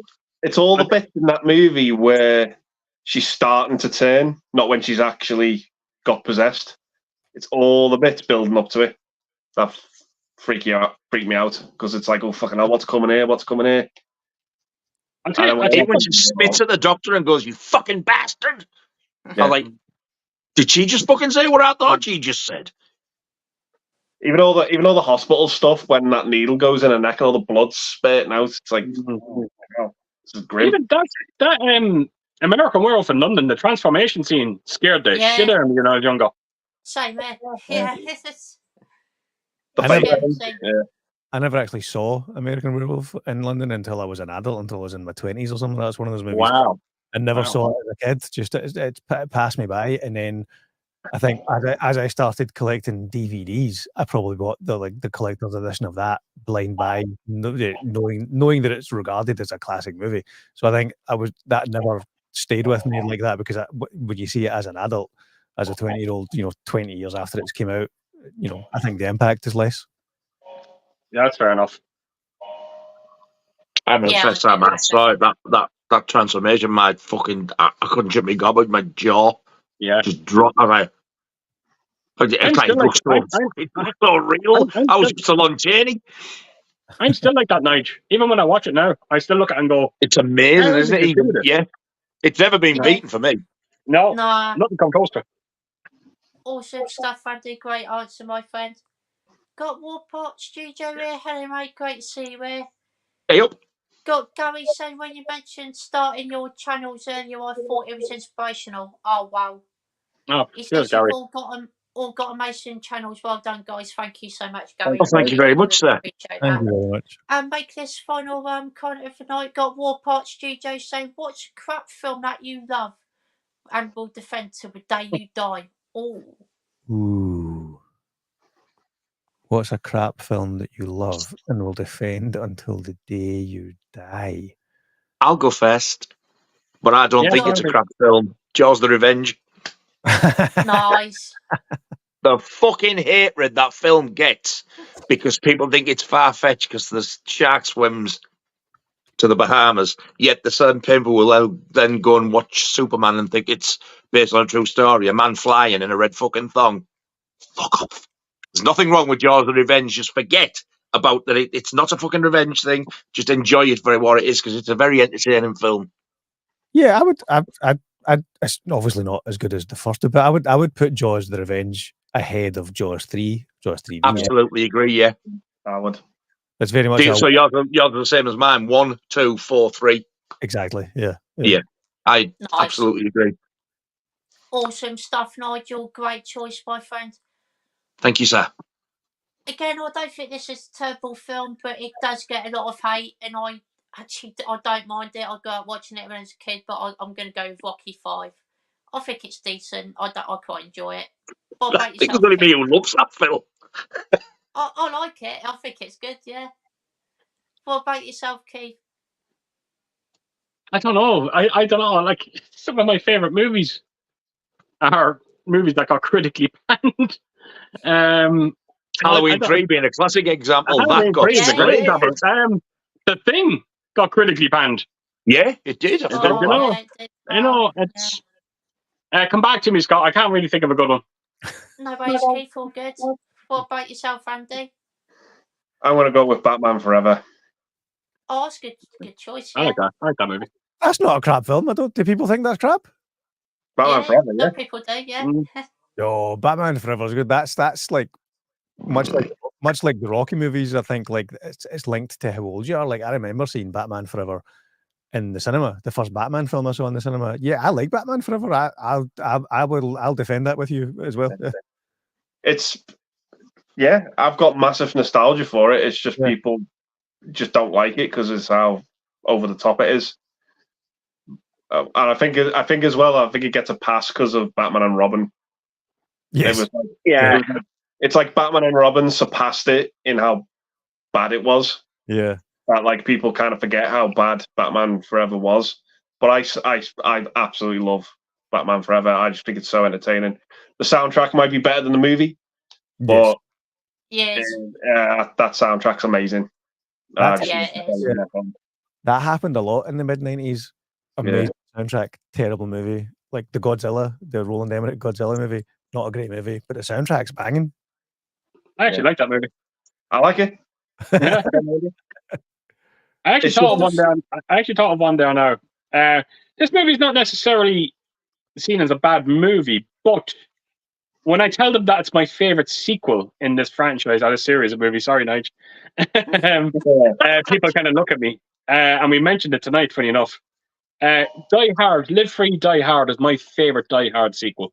Whoa. Nice. Yeah. That's an interesting choice. I like it, but it's the fourth. Yeah. It's not. It's I think the Die Hard franchise is 1, 3, 2, 4, 5. I like Live Free or Die Hard 4, Die Hard 4.0. It was Die Hard 4.0. Yeah, over here. Over here, and Live Free, which is a shite title. It should have been just Live Free. Yeah, I agree. Yeah. No, I like that. It's I don't like it any. It's not my favorite Die Hard sequel, but I don't think it's a bad movie. I've got a lot of time for it. I think the only bad Die Hard movie, unfortunately, is the last one, the fifth one, A Good Day to Die Hard. It's a shame that the franchise goes out on a low like that. Yeah, it's a shame. Why in this day and age do they still insist on changing film titles? Yeah, leave alone. I agree. I don't get it. That's the marketing department for 20th Century Fox in the UK for some reason, thinking folks in the UK won't like Live Free or Die Hard because it's too American, so let's call it Die Hard 4. But let's put a point O at the end for a reason. It's kind of like that movie Joyride and Roadkill. Yes. Yeah. No. Yeah. I think they changed that at the time that come out. A Joyride over here when they used to steal a car and smash it into a fucking shop window, which was like rife at the time. That's why I think they changed it, but it's the title of the film. Yeah. Edge of Tomorrow. Yeah, they would have done Pete. The Road Warrior was always just over here, Mad Max 2. Yeah. Originally. I think they didn't call it Mad Max 2 in America because no one in America had seen the first Mad Max. It was like, so it was just like, if you release a film called 2, they think, what the hell? Where's the first one? So they just called it Road Warrior. Yeah. Wow, I didn't know Well, that. slap a man die. Awesome stuff, Keith and Andy. Great choices there, guys. What about yourself, Jimmy? So a crap movie that I love and will defend till the day I die. The only one that keeps coming to mind, and I don't know if many people consider it a crap movie. They probably do. It's a recent one. It was one of my favourite movies of last year. The Flash. Yes. I don't understand the hate for that movie. Yep, the CGI was questionable at times, but I think that's a good movie. I think that's a good movie, and yeah, that's the one that kept coming to mind. Like I know that I'm pretty sure it got critically panned. I think most of the public don't like it, but yeah, for me it was a good movie. I liked it. I think The Flash was better than any Section 3 or Section 4 movie from Marvel. Me and Ellen looked at it and we could not believe how good The Flash was. We were fucking blown away by it. Hands down, one of the best superhero movies I've seen in Jesus Christ, and it's such a probably Endgame. I wouldn't go that far, but I like the way you're going. I loved it. It was it's for me, and I think I talk about that in my review of it. It was just such a shame that it felt like DC had finally like figured out what they were going to do with their movies, but they'd already like closed the door on that universe. You know, it felt like they finally figured out how to integrate all the other Justice League members, but not make it another Justice League movie. They're in one or two scenes at the start, maybe one or two scenes at the end. In the same way that Marvel were doing it, it felt like DC finally got on the right track, but the track was already coming to an end in two stops. You know, when people come out saying they hated the movie as much as they did, I'd love to know how much of a role is your man that played the Flash. How much does that play in their hatred towards that movie? Yeah, because I think it does. I think it plays. I think people went into it instantly resenting it. Probably, yeah. I just can't stand the younger version of him in that film. I just find him insufferable. It's such a mixed bag of a film for me. There's things that I think it does really fucking well, and there's things that it does that I just think, oh, it's falling apart here. It's just such a mixed bag. That maybe. There is this kind of weird mindset out there. I talking about defending a bad movie. It Chapter 2 as well. Again, when that movie came out, everyone went into it with the mindset where, just like the original TV movie, the young side story is far better than the older side story. And everyone went into it that mindset to the second one, instantly resenting it. I just took it for what it was, and I thought it was fucking a great sequel. I like Chapter 2 better than Chapter 1. There you go. There you go. I'm not going to hold it against you. Done? No, I'm with that. I'm with the most of the public. I wasn't a huge fan of Chapter 2. Wow. No, I loved it. I thought it was amazing. I thought it was decent, but I definitely did prefer the first one, to be fair. I think I'm doing a watch of them now you've mentioned it, actually. The ending of Chapter 2. Jeez, the ending of Chapter 2 is beautiful. I thought it was fucking so beautiful. I fucking want to see it now myself. I'm going to have to dig it out. Watching that.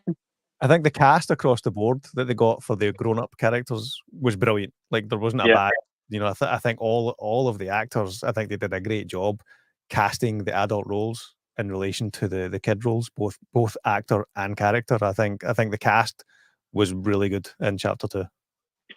Yeah, I like the actors who played the adult ones in Chapter 2 loads better than the original TV one, but I like the kids in the TV one better than the ones in the film. Yeah, no, that's a good shout out. Yeah, I just thought that there were better actors and they were more convincing. They were TV actors, weren't they, Nigel? They felt like TV actors. Yeah. Well, because it was a made-for-TV movie. Yeah. But I felt more for them. There you go, a movie that deserved a cinema release. Yeah. There you go. Yeah. There you go. Awesome stuff, Jimmy. Great answer, my friend. And that will be the final comment of tonight's live stream, everyone. Thank you for all your amazing comments. Always get apologies for some comments I didn't get to, like always, but thank you all so much for contributing. Really do appreciate it. And thank you to all of you guys for joining me as always. I really appreciate all you guys joining. Thank you all so much. Thank you, Scott. Absolute pleasure, mate. Thanks as always. This was good fun. Glad you enjoyed it, Jimmy. It's been great having you on, mate.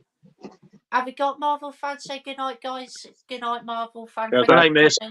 We got Born in the 70s Gaming saying, love how we're seeing new guests every week that haven't been on before. Makes for a great format with the Beatles of the UK film scene. Nigel, Keith and Scott. Wow. Thank you so much. I really appreciate that. That's really well, that's a new one. Try and put these four faces on a fucking album cover. Yeah. love me do. No, fuck off. So I'm the fifth Beatle in this scenario, Stuart Sutcliffe. Yeah, you are the fifth Beatle there, Jimmy. That is correct, yeah. Got Gary saying a very enjoyable stream again, guys. I know I've been greedy, but when we are going to get another watch along. Yes, Scott. When is that? Gary made a suggestion, funny enough, to watch Evil Dead 2. Oh. I thought it was quite brilliant. That'd be cool. Probably not next week, but maybe week after. Could do one maybe on a Tuesday or Wednesday. I think that'd be cool. Whenever you're comfortable, Scott. It's your stream, mate. Whenever you're comfortable. Yeah, definitely. Just having a little bit of a break from streams at the moment. Absolutely. Yeah. Pacing myself a bit, but yeah, definitely want to do another watching on Glass for sure at some point. Got Tenor Blue Iris saying cheers on all. Thank you, mate. Really appreciate thank that. You.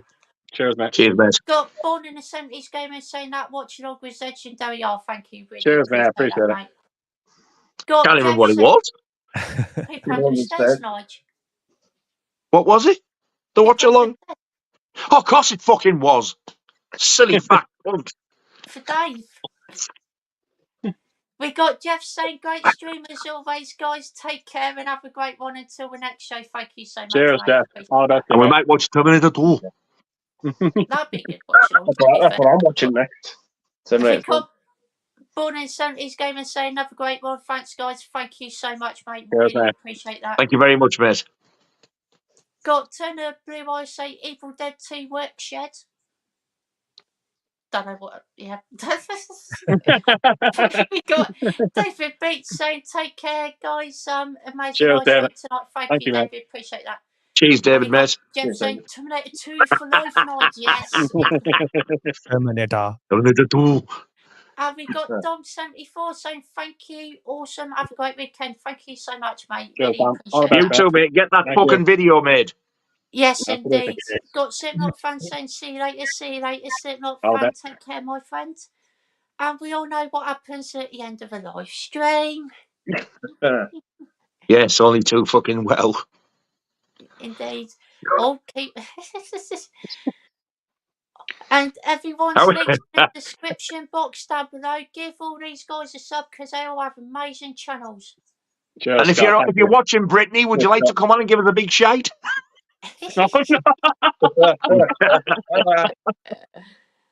Wow. Right, are you ready, Nigel? Yes. But before we do that, bye everyone. Take care. Have a great Rockgod Day weekend. Right, 1, 2, 3. Shine.